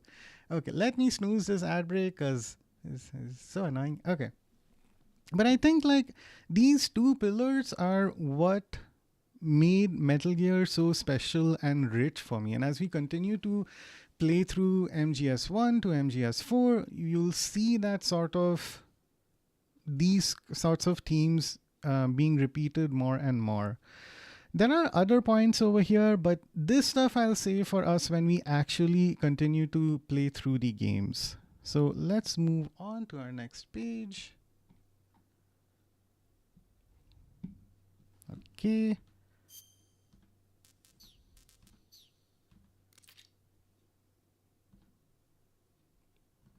All right, here. So we don't have to go through all of these pages. Like, it's less important, and I covered this a little bit in our last stream as well, but this time I have an actual cursor here pointing stuff out. So the stuff that's in brown, that's what I want to cover a little bit more. Metal Gear is a game that was released in 1987 by a developer who was in his early 20s. You are great at explaining. Okay. Thank you, Amy. I'm definitely going to figure out how to pay back all of the compliments you guys are giving me. This is great. So, again, Metal Gear, released for the MSX by a Japanese man in his early 20s. Like, Hideo Kojima was born in like 1963. I have not been born yet. Neither was I. It is crazy. Like, you have Metal Gear. Now, as you'll see with each of these games, there's a pattern of, okay, you have the base game and then you have some variation of it released. So Metal Gear was released for the MSX. Another version in 88 was released for the Nintendo Entertainment System, which went on sale in 1988, as well as in Europe in 1989. Snake's Revenge is an interesting one of these blue-related titles that I wanted to mention. As I said, the whole of Metal Gear revolves around you are one soldier dropped into an enemy territory. You have no weapons. It's all on-site procurement. Remember OSP from the stream the other day? Snake's Revenge turned that all on its head. It's a game that was not directed by Hideo Kojima. I think Konami wanted to market this title to the US or something. So they were like, okay, let's make Snake's Revenge. This is a purely action game. Snake goes around and is just killing a bunch of people, and that's all that the game is about. Blues Clues, nee, Blues Class, yeah. A good one, Rebricked. Blue related titles. Yeah. Cool. This is a great version of Class. You guys can continue to chat and make jokes, and I can continue to talk. This is perfect. So just fun fact, Hideo Kojima hates Snake's Revenge. Like, people have gone up to him at conventions with a copy of this game to get his signature, and he's like, you get that away from me. He gives them the stink eye when you do so. But cool, 3 short years later, he releases Metal Gear 2 Solid Snake, giving you guys a brief idea about what these MSX games are about. You have Metal Gear. It's a weapon that can fire it's a robot that can fire nuclear weapons. Solid Snake is going up against a guy named Big Boss, who we later find out was his former training commanding officer. And he's tasked with taking down this guy who ostensibly seemed like a good guy, but it turns out he has other plans for world domination. So that's what those games are all about. In Metal Gear Solid, we're going to read a document that covers these previous titles in a little bit more, actually in a lot more detail. So hopefully you'll get to enjoy listening to the sound of my voice reading an audiobook for you, essentially. Cool. So to be clear, Metal Gear and Metal Gear 2 follow Solid Snake. Metal Gear Solid, MGS2 also follow Solid Snake, as well as MGS4. Metal Gear Solid 3, Snake Eater, Metal Gear Solid Peace Walker, and these other games have put you in the shoes of none other than Big Boss. These titles over here, Snake Eater, Peace Walker, Ground Zeroes, Phantom Pain, these are all prequels to the games that we're playing now. So you actually get to find out how Big Boss, who's widely regarded as a legendary soldier, which is how he earned that title of Big Boss, became the legend that we are going to hear a lot about in Metal Gear Solid. You get to see how he went from being a hero to becoming the villain that Solid Snake goes up against in these Metal Gear games. And the whole of the franchise has a very close relationship or revolves around Snake and the specter of Big Boss. Their relationship goes so much deeper than I can remotely cover in this conversation. Now we have other stuff in blue over here. I don't want to go into too much detail over all of them, just letting you know about the platforms and their years. Metal Gear Solid came out for the PS1 in 1998. In 2001, we had Metal Gear Solid 2, which came out for the PlayStation 2. Snake Eater in 2004 also came out for the PlayStation 2. Metal Gear Solid 4 Guns of the Patriots was created as a sequel to all of these games that released on the PlayStation 3 and was meant to sort of just put a cap on the whole story of Solid Snake and everything. It's like the Avengers Endgame of this franchise. Stuff all comes to a close there. And then we eventually move on to stuff like Peace Walker, Ground Zeroes, Phantom Pain, that focuses more on the story of Big Boss and his transformation into the character that we all come to know. There's like a little... Now, this stuff that's in blue, you don't have to worry too much about. Metal Gear Solid 2 Substance is a variation of MGS2 that had like a few more bonus features included in it, including skateboarding. For some reason, I have no idea how Hideo Kojima was just like, hey, what if we add a skateboarding mini game in our video game? And I don't know why, but that's what he decided to do. MGS3 Subsistence added multiplayer for the first time to the Metal Gear franchise because exactly Azu, because he's Hideo Kojima. That is, okay, something that's not covered in those pillars of, oh, this game, it's so serious, it's about the threat of nuclear war and stuff, is just Hideo Kojima. Like, he had skateboarding. He had a guy who's beat up and naked and lying down on the ground unconscious with his butt hanging in the air. That's another aspect. This game is so full of insane juxtapositions that are fascinating and make zero sense. So that's what makes them so great. Okay, so Subsistence added multiplayer. Portable Ops is a story that focuses on Big Boss, but it ended up being non-canonical, so we don't have to worry about that too much.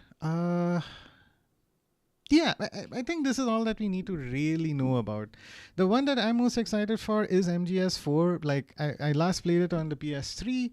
It's finally being re-released for modern consoles at the end of August, and you guys can be sure that my plan for these next few months is maybe this month I'll get done with MGS1, and in the next couple of months, definitely get done with MGS2. MGS3 is a little bit optional in the context of MGS4, but that will hopefully set us on a timeline of us getting done with the main games before we get around to playing MGS4.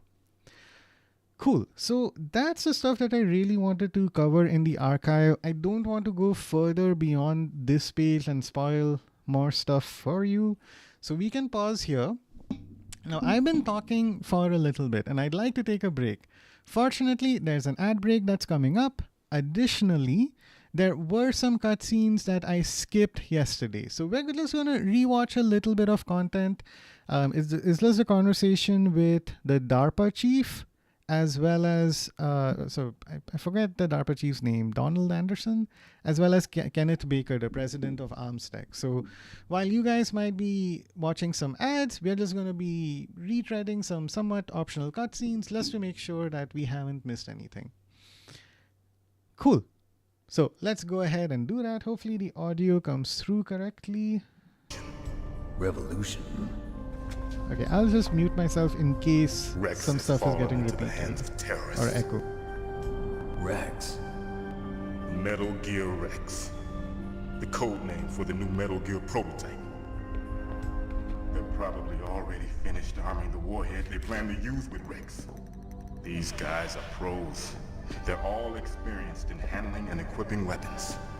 Hey! Shut up in there, will ya?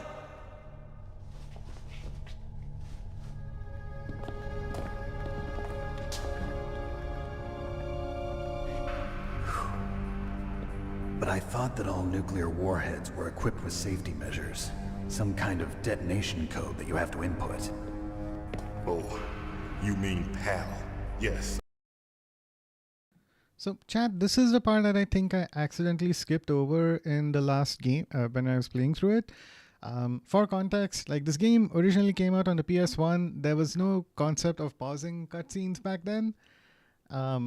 And I had to get a little bit used to hitting L1 and R1 if I want to pause and talk to you, as opposed to pressing the start/options button. So my bad for skipping out on that, but we can review this, thankfully. It's very important.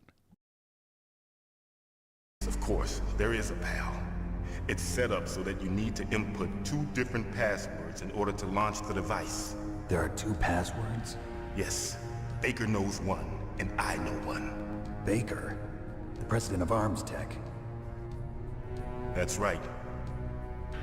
Each of us needs to input our password, or there can be no launch. But they found out my password. You talked? Psycho Mantis can read people's minds. You can't resist. Psycho Mantis? One of the members of Foxhound. He has psychic powers. This is bad. It's just a matter of time before they get Baker's too. If they find out Baker's password... Yes, they'll be able to launch a nuke anytime. But there is a way to stop the launch. What? Okay, so far there's a threat of nuclear detonation. We've been told about PAL. We've been told about 2 separate passwords, and that this guy, due to psychic influence, gave up one of his passwords. Aside from the passwords, maybe there is another way for us to stop the nuclear detonation, which is what we're going to learn about now. The card keys. Card keys? They were designed by Arms Tech, the system developers, as an emergency override. Even without the passwords, you can just insert the card keys and engage the safety lock. And if I do that? Yes. You can stop the launch. That card key. So where are the keys? Baker should have them. Listen, you need 3 card keys. There are 3 different slots to put them in. You need to insert a card into each one of them. Okay, 3 card keys. Do you know where they might be keeping Baker? Somewhere in the 2nd floor basement. 2nd floor basement? I heard the guards say they moved him to an area that has a lot of electronic jamming. Any other clues? Yes, they cemented over the entrances, but didn't have enough time to paint them. Why don't you look for the areas where the walls are a different Yes, Amy, you're exactly right. Card keys, like in the NTE heist. color? Here, take this. It's my ID card. It'll open any level 1 security door. It's called a PAN card. It works together with your body's own electrical field. Personal area network, huh? It transmits data using the salts in your body as the transmission medium. As you approach the door's security devices, they'll read the data stored in the card. And the doors will open automatically. Gotcha. Okay, I'm gonna get you out of here. Wait a minute. What is it? You haven't heard any other way to disarm the PAL, have you? From your bosses or anyone? No. Are you sure you haven't heard anything? I just said no. So does the White House plan to give in to the terrorists' demands? That's their problem. It has nothing to do with my orders. But what about the Pentagon? Pentagon? What is it?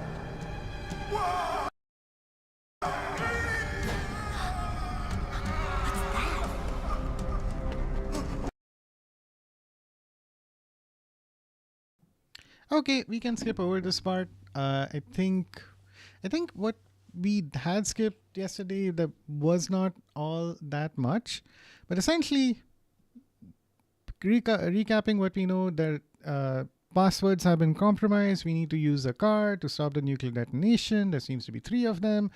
Also, this dude was suddenly very concerned about whether the US government is going to give in to the terrorist demands and so on. But anyway, he has a heart attack. He's going to die. We can move on to our conversation with Kenneth Baker. Recapping what he said, what Kenneth Baker is saying.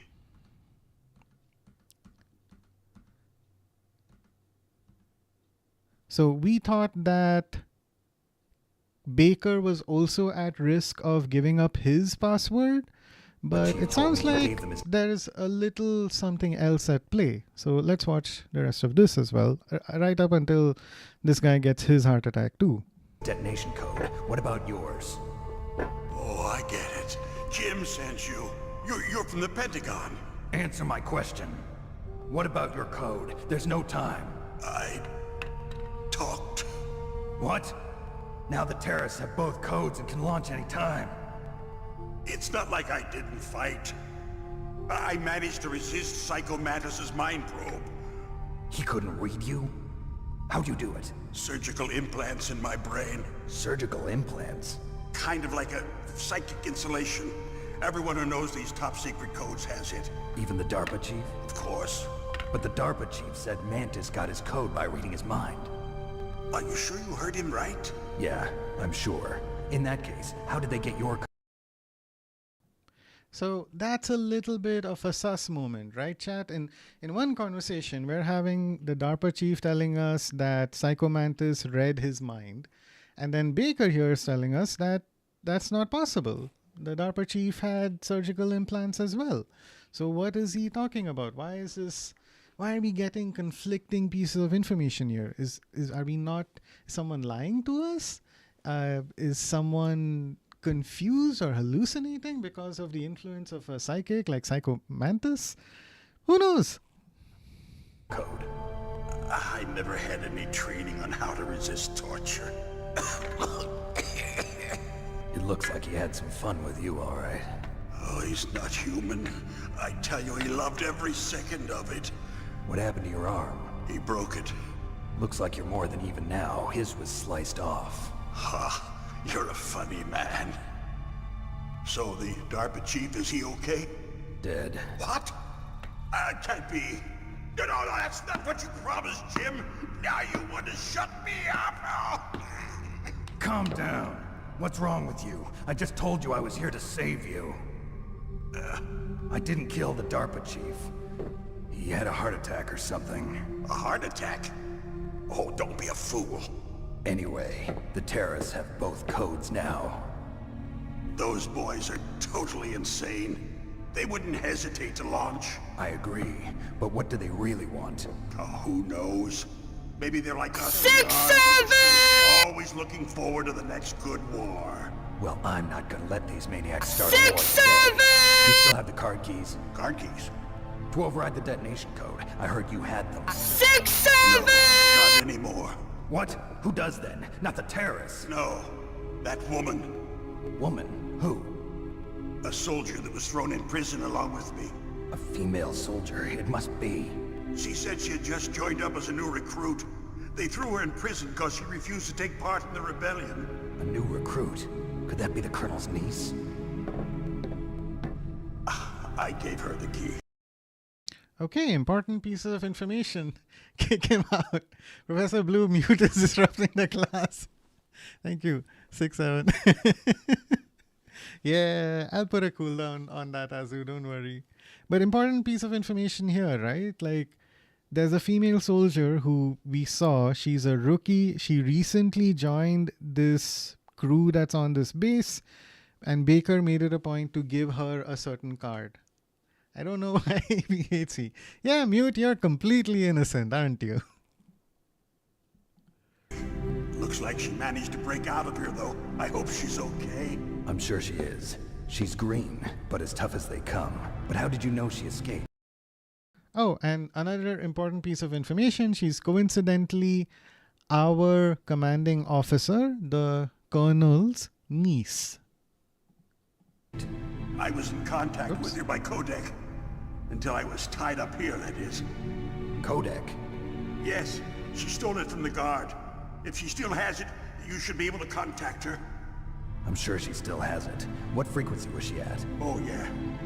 Let me tell you, it's... Oh. Sorry. I forgot. Damn. So this is really important for us to know. I'm really sad that I skipped this, because our next objective after this, when I stream on Sunday, is us trying to establish contact with Meryl. But we don't have her codec frequency. So how are we going to contact her? So, tune in on Sunday to find out how we solve that puzzle. Oh, that's right. It should be on the back of the CD case. Try to contact her. I'll What contact CD her right case? away. But tell me, if this doesn't work, is there some other way to prevent the missile launch?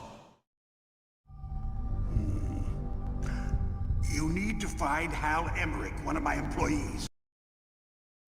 Okay, and so this is the part that we saw. This dude gets a heart attack. He mentions Hal Emmerich and blah, blah, blah, blah, blah.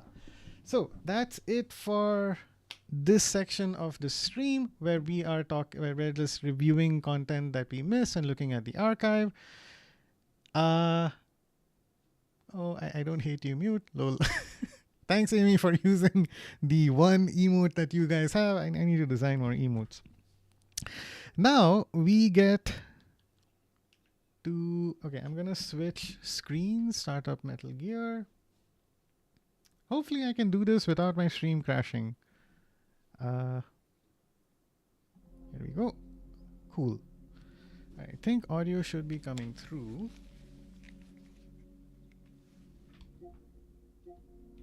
Okay. So now we get to enjoy looking at getting information and lore dumps while we look at shirtless men. So Amy, good news for you. These dudes have abs if you're into that.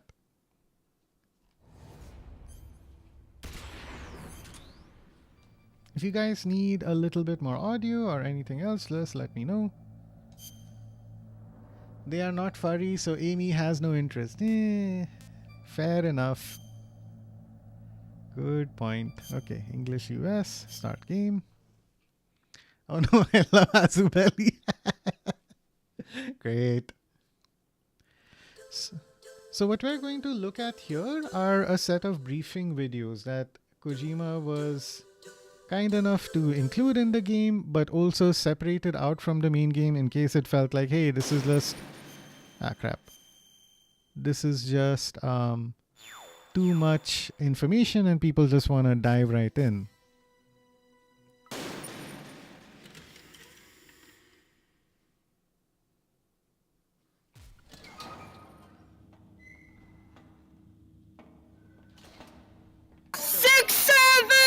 It's been a long time, Snake. 6, 7. Should have known you were behind this, Colonel. So this takes place, all of this takes place before the start of actual MGS1. What do you want from me? I just invited you here so we could have a talk. Invited? That's what you call sending armed soldiers after me? Sorry if they were a little rough with you. But we've got a serious situation here. Only you can get us out of it. I'm retired from Foxhound. You're not my commander anymore, and I don't have to take orders from you or anyone else. You will take these orders. I know it. Excuse me. Who's this? Dr. Naomi Hunter. She's chief of Foxhound's medical staff and an expert in gene therapy. Are you military? No, civilian. Another gene I've been therapy sent here from expert. ATGC. Pleasure to meet you. ATGC, that's so crazy. Don't worry, this injection won't hurt a bit. What's the shot for? What's wrong? You don't like shots? Snake, listen up. He's just It injecting all him went and not down even 5 saying hours ago.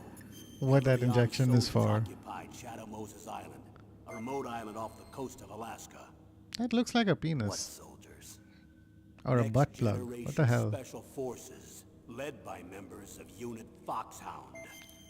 So you got Foxhound and you have this army of soldiers. They'll launch a nuclear weapon. A nuclear nuclear Here it is weapon. blue. I'm afraid That's what it so. looks like. I'm sorry. You see, the island is the site of a secret nuclear weapons disposal facility. Foxhound hijacking a nuclear weapon? Now you understand how serious the situation is. You'll have 2 mission objectives. First, you're to rescue the DARPA chief, Donald Anderson, and the president of Arms Tech, Chin Kenneth Baker. They're both Are you being talking held as about hostages. Azu, Luffy? Those are some heavy-duty hostages. Secondly, you're to investigate whether or not the terrorists have the ability to launch a nuclear strike, and stop them if they do. Any questions, Snake? Questions? I haven't even said whether I'd accept this mission. Well, you can make up your mind after you hear more about the situation.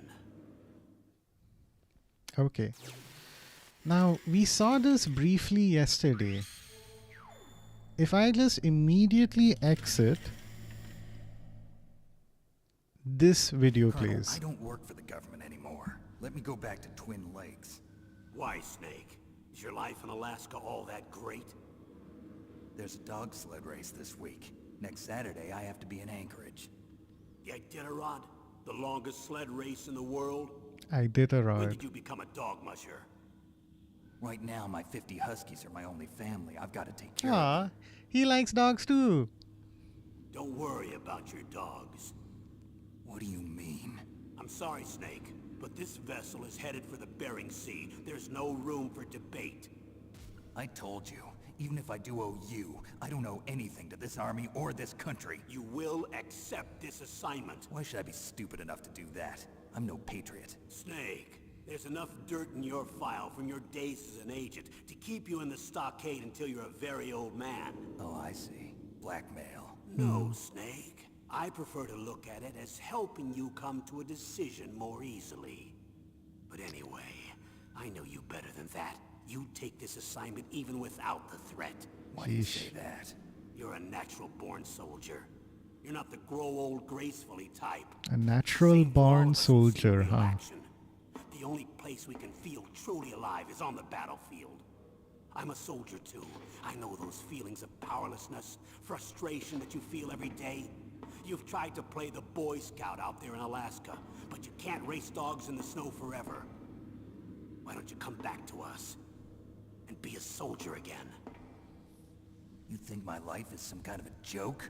Snake, I just want to give you back your purpose in life. So, I largely think of that conversation as being kind of non-canonical.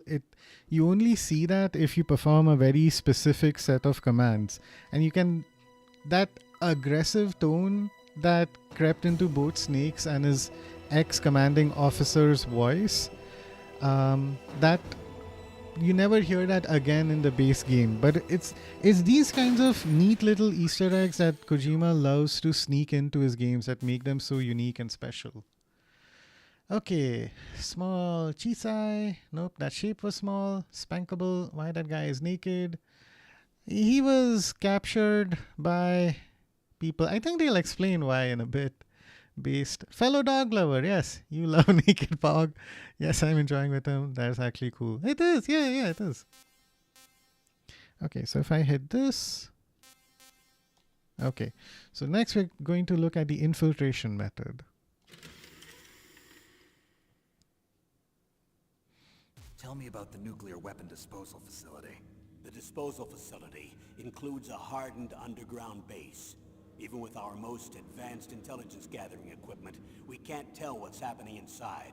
So someone needs to penetrate, gather intelligence, and report Infiltration back. and Sounds like a penetration. spy movie. Fascinating. What's the insertion method? Insertion. Well, Wow. insertion is impossible. Not with this storm going on. We'll approach the disposal facility by sub. Approach. Yes, within a few miles of it. The facility is equipped with sonar detection capabilities. They'd be able to hear our engine or propeller noise. And then We'll launch a one-man SDV. launch. Same as a torpedo, only this has no propulsion device of its own. After the SDV gets as close as it can... Professor, may I go dispose to the of it. bathroom? From there on, you'll have to swim. Sure, Azu, go ahead. Sub-zero Alaskan water. Don't worry. That suit represents the latest advances. Let me in know once you're polythermal back, please. technology. I The can nuclear find weapons something else to do disposal till you facility covers return. the whole island. I'll instruct you by codec after you reach your target. Anyone going with me? As usual, this is a one-man infiltration mission. Of course. Weapons and equipment OSP? Yes, this is a top-secret black op. Don't expect any official support. So that's why they go. So there are like reasons for little details, like, hey, why is this guy infiltrating this place in this particular specific way? And so they even give explanations for that.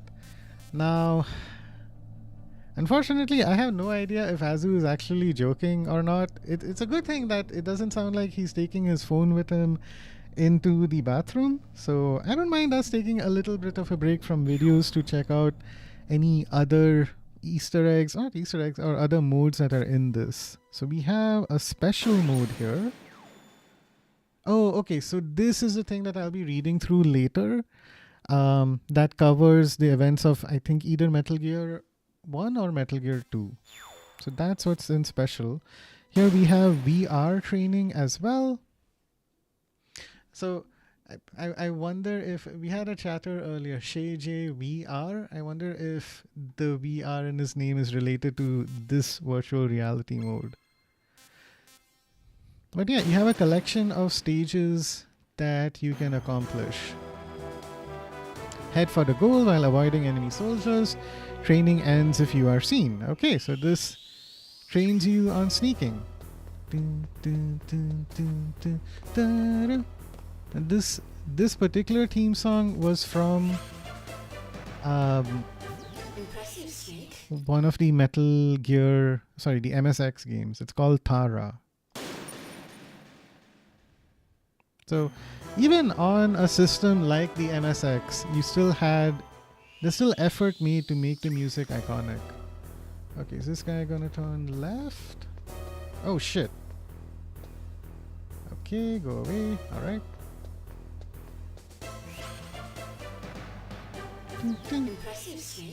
So chat, we are just doing this to pass the time while we wait for our students to return from the bathroom.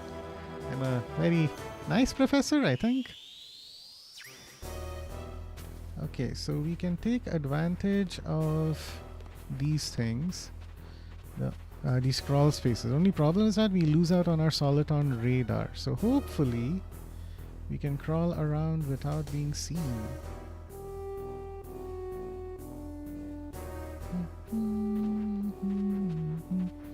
So this is a way the game tutorializes some of the mechanics that aren't really explained at all in the base game, aside from, hey, press the action button to climb a ladder.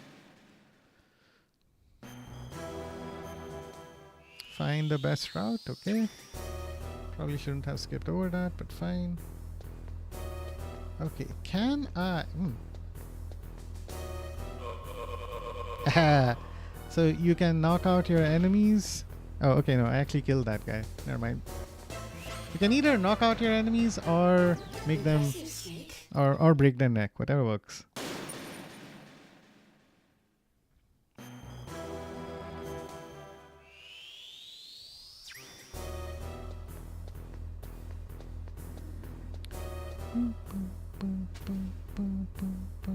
So I'm guessing the floors here make noise.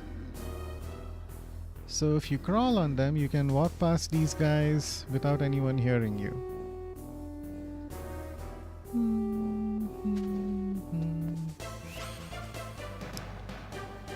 Okay, so you guys get the gist of it. No, you get detention. So you guys get the gist of it. I think Azu's gone to take a dump. Out of respect for the time of our other class students. I was going to say classmates. Let me continue with the briefing. So you remember those blue lines that you saw in that archive document?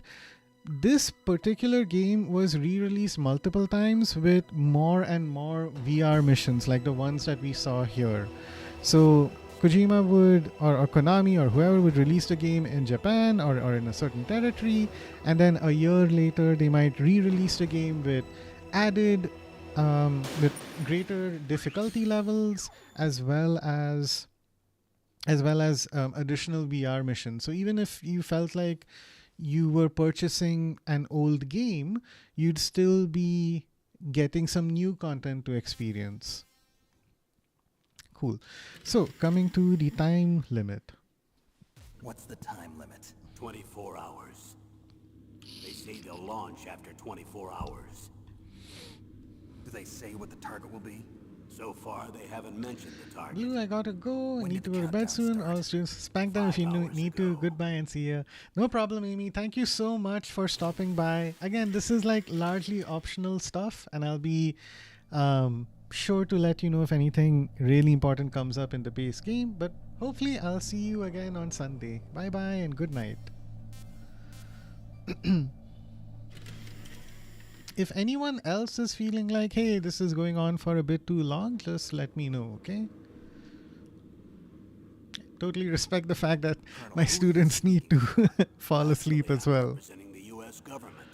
So who's in supervisory control of this operation? The President of the United States. Which means that the president must be meeting with his top aides in the map room about now, huh? No, at this point they're still video conferencing with each other. If that's a real nuclear warhead, shouldn't they issue a COG? Good night, Amy. Not Bye-bye. yet.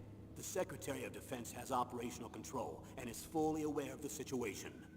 After you infiltrate, if you determine they possess nuclear launch capabilities, a COG will be issued. Well, A COG. if they haven't relocated to the nuclear shelter under Mount Washington, I suppose there isn't that much reason to worry yet. Is the National Security Agency in on this? Yes. So is the DIA, the Defense Intelligence Agency. The DIA? I'm starting to get a bad feeling about this. They'll be sending us some support. We don't need desk jockeys. We need a nuclear weapons specialist. Of course. A nuclear weapons specialist has already been assigned to us. So it is crazy, but like a lot of this stuff is implicated in the game as well. I don't want to spoil anything, but like the fact that they're referencing the president, the secretary of the Pentagon, those aren't just name drops, or that's not just flavor text. So that's why it's worth like checking some of this stuff out. We need backup from a specialist. I'm just an amateur when it comes to nuclear weapons. I know.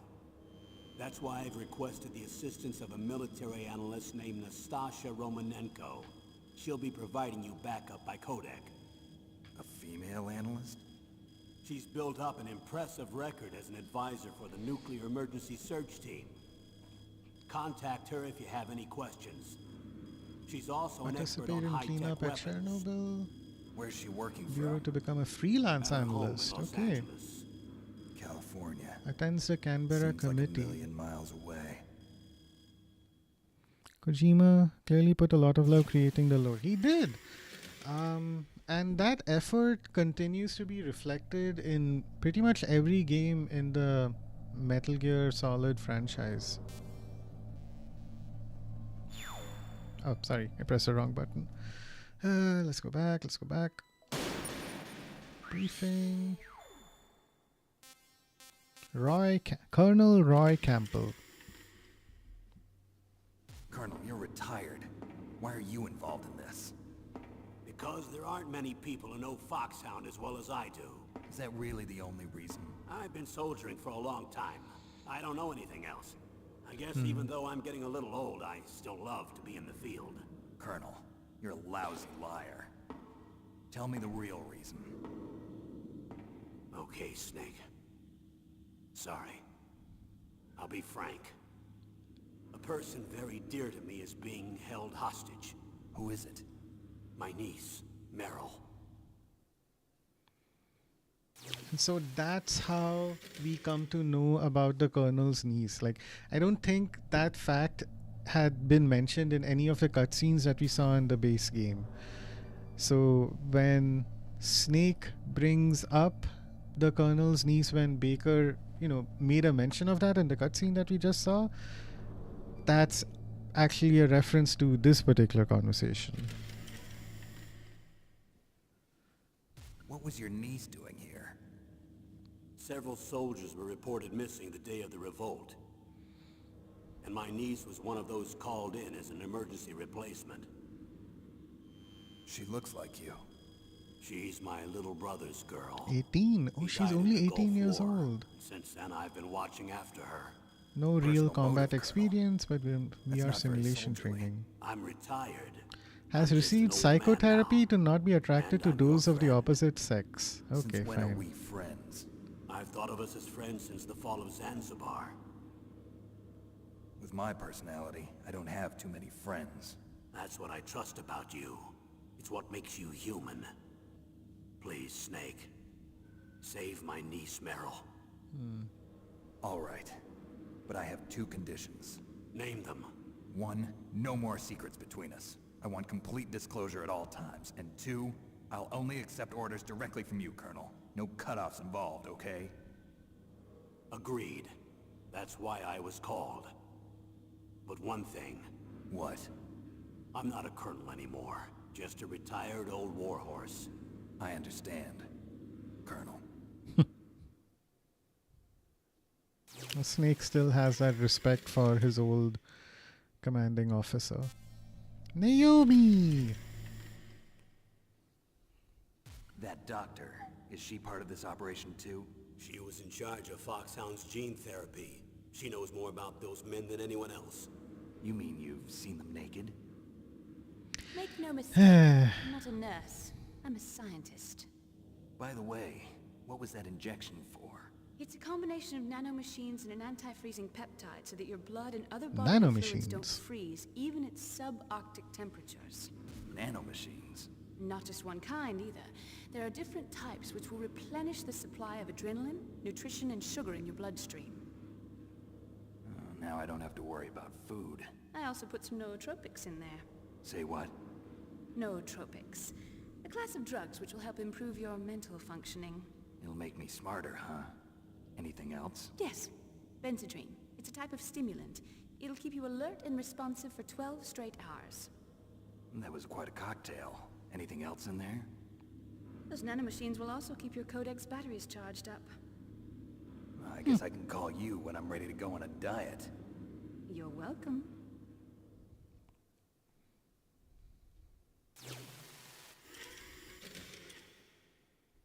Yeah, that's not gonna be the last we hear of those nanomachines, chat. Okay, hostages. The chief of DARPA and the president of an arms manufacturing company. What business did they have at a nuclear weapons disposal facility? The truth is that secret exercises were being conducted at the time the terrorist group attacked. Must be extremely important exercises if those two were directly involved. Were they testing some kind of new advanced weapon? I'm not privy to that information. Do we know exactly where they're being held? The DARPA chief has also been injected with a mini transmitter.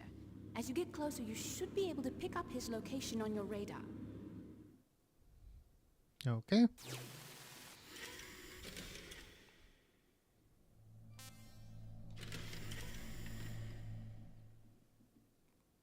Do they really have the ability to launch a nuclear missile? Ooh, They camera say free, they do. camera change. They even gave us the serial number of the warhead they plan to use. So I can like What's the actually number control the confirmed? camera.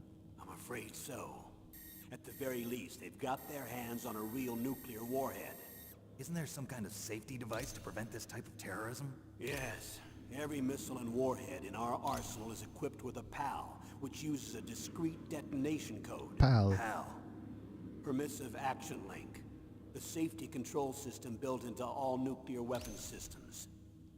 But even so, we can't rest easy. Why not? Because the DARPA chief knows the detonation code. But even if they have a nuclear warhead, it must have been removed from its missile. All the missiles on these disposal sites are supposed to be dismantled. It's not that easy to get your hands on an ICBM. That used to be true. But since the end of the Cold War, you can get anything if you have enough money and the right connections.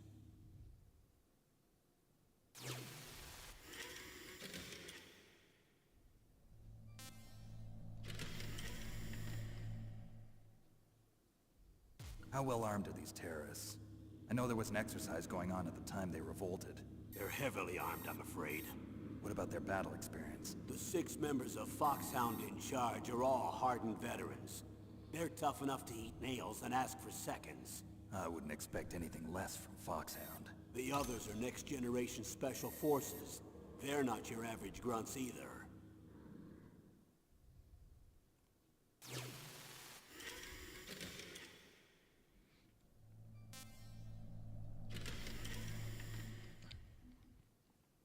So what exactly are they demanding?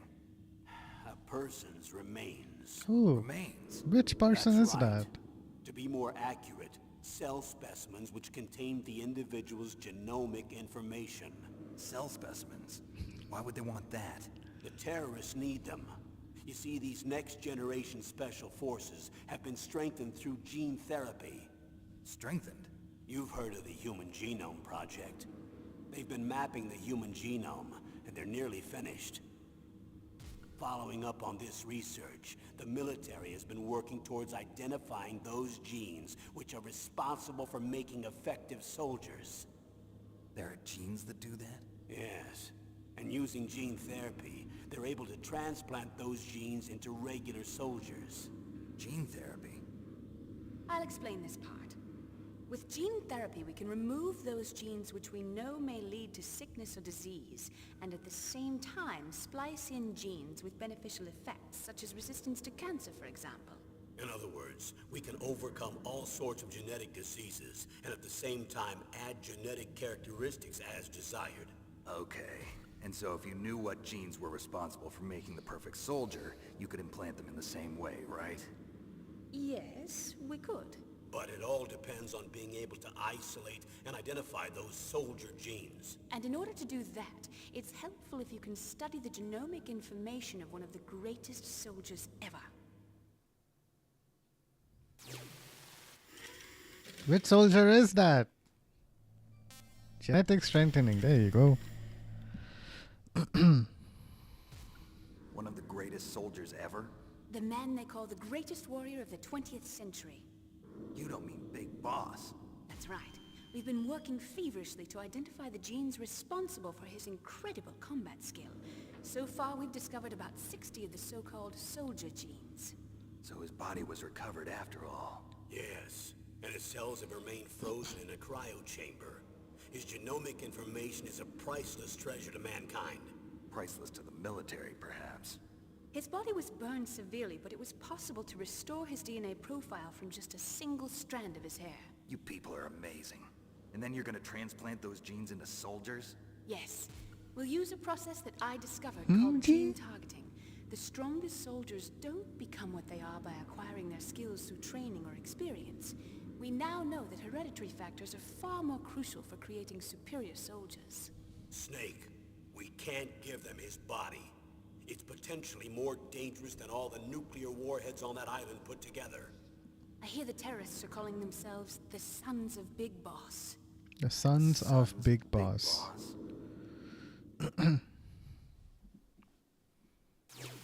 There's a reason why Metal Gear Solid 2 is called Metal Gear Solid 2 Sons of Liberty.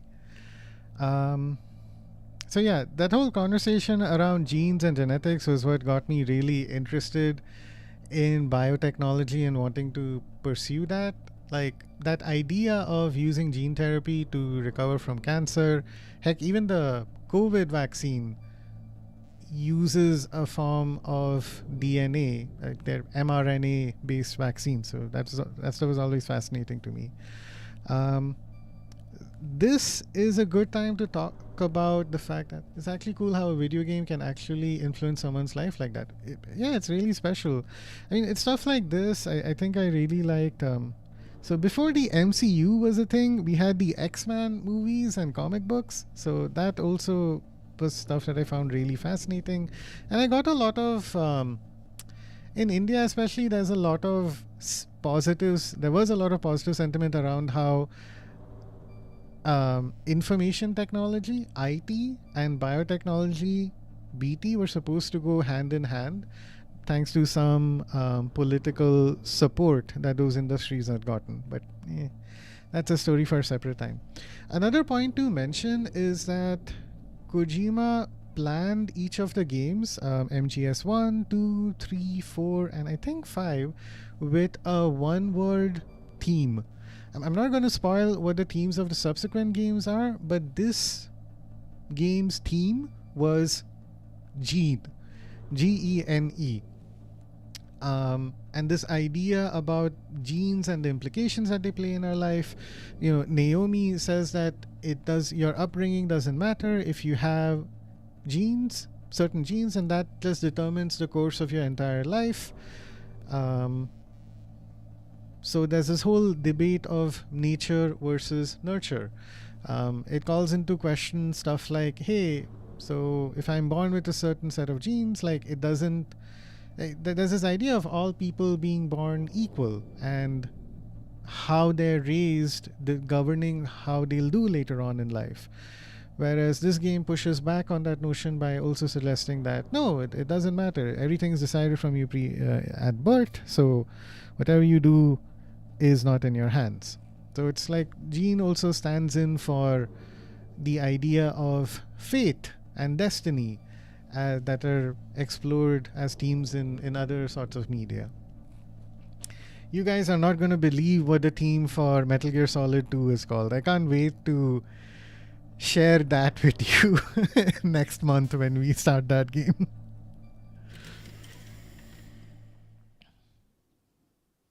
Tell me about these next generation special I'm curious. forces. Yeah, I know. Hold on to that feeling. Terrorist special ops unit made up of former members of biochem units, technical Biochem. escort units, and the nuclear emergency search team.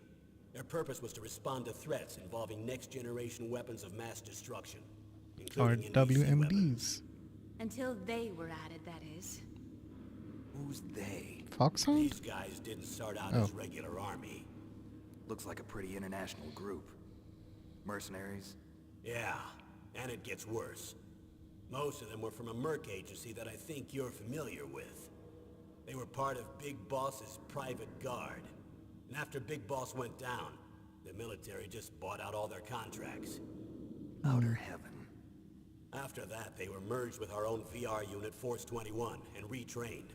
If you ask me, these so-called next-generation special forces should be called simulated soldiers. They have no real battle experience. Video game players. Don't forget they've all Hey, been that's me. strengthened with gene therapy. They carry genes which make them excellent soldiers. Don't get careless just because they don't have much experience.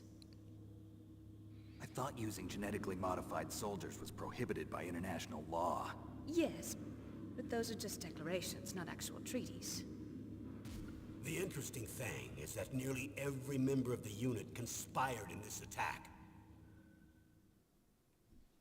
So that idea of Big Boss's military force, Outer Heaven, is something that gets explored in the prequel games. So MGS 3, Peace Walker, MGS 5 all touch on that or go heavily into that to a pretty huge extent.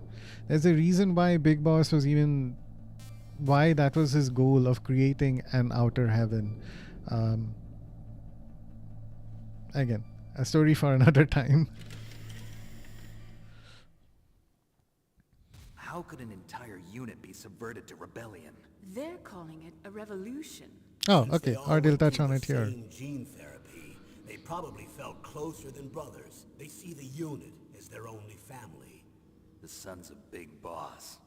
But if they were regular army, they must have been interviewed periodically by army counselors. According to their files, they all got straight A's on their psychological tests.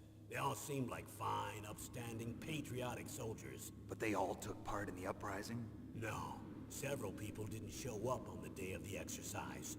That's why there was a resupply of troops. Was there any sign recently that something might be wrong? There was a report a month ago that they were acting strangely. Apparently they consulted classified information about the soldier genes and performed their own gene therapy experiments. They can do that even without you? Well, our gene therapy process is almost completely automated. And besides that, they're all geniuses with IQs over 180. Even the Yeah, that's existence kind this of funny. genome army is a national secret of the highest order. We've been hoping to investigate this thing quietly and deal with it behind closed doors.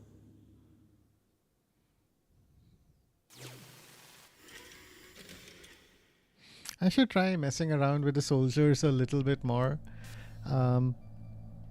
Sometimes their behavior can be really funny. Foxhound. High-tech Special Forces Unit Foxhound. Your former unit, and one that I was a commander of. An elite group combining firepower and expertise. They're every bit as good as when I was commanding them. So they're still around. There are 6 members of Foxhound involved in this terrorist activity. Psycho Mattis, with his powerful psychic abilities. Sniper Wolf, the beautiful and deadly sharpshooter. Decoy Octopus, master of disguise. Vulcan Raven, giant and shaman. And Revolver Ocelot, specialist in interrogation and a formidable gunfighter. Looks like a lovely bunch of folks. Too bad we'll be meeting under these circumstances. And finally, in charge of them, Foxhound's squad leader, Liquid Snake. Liquid Snake? Yes. And you're the only person who can stand against him.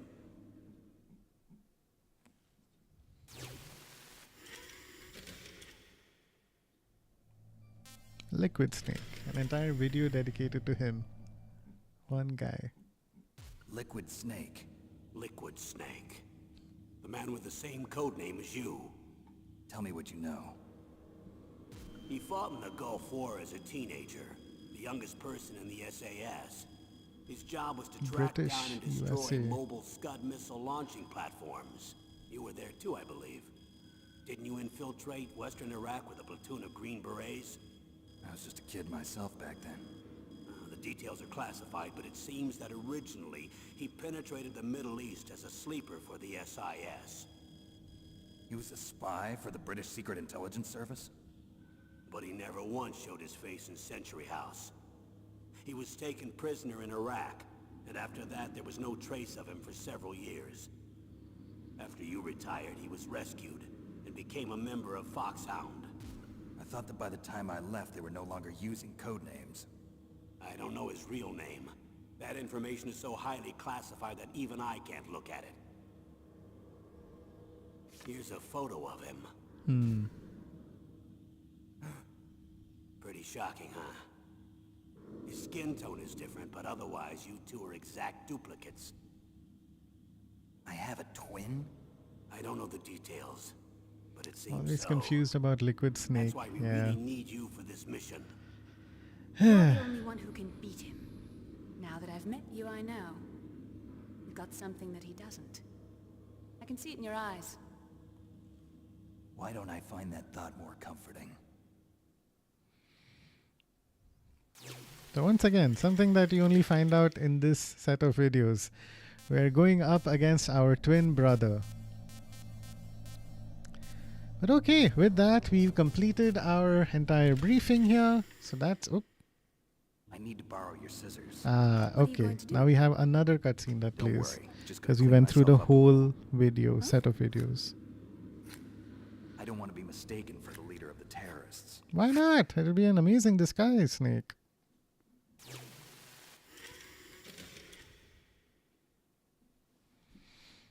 But yeah, we've seen Liquid already. He had blonde hair while Snake has brown hair. So the briefing is done. Now we have this special document to read through. So this is our audiobook section of this of our stream. This has 13 pages, but yeah, that's big font. I don't think it'll take too long to read through. And this has 19 pages. So how are we feeling, chat? Are you all still awake? Are you cool with me reading through about 30 pages or so right now? Would you prefer to save that for later? Sound off in chat and let me know.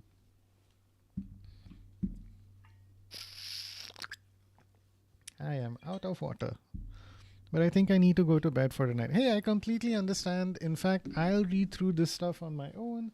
And I'll call it out in case, something gets referenced on Sunday. But let me switch screens for a second. But chat, thank you so much for having your first class with me. I won't take up too much of your time saying my goodbyes. Thanks for making this stream so special. Like you guys are all great students and listeners, and me being able to do this for you is like as much a service for you as it is something that I enjoy doing myself. Bonk sound nice. I hope that came through. I might have turned it down because like 6-7 was a little too. Hey, alert sound! I got so I set that one up, Azu, just for you. All right, cool. Yeah, the picture played as well. Okay, cool. But yeah, let's call it for the night. I will see you all again on Sunday, probably a short while after Azu's stream. Hey, bonk again. But yeah, good night. Have a great rest of your evening, a great weekend, and I'll see you all again soon. This is Professor Blue signing off for the day.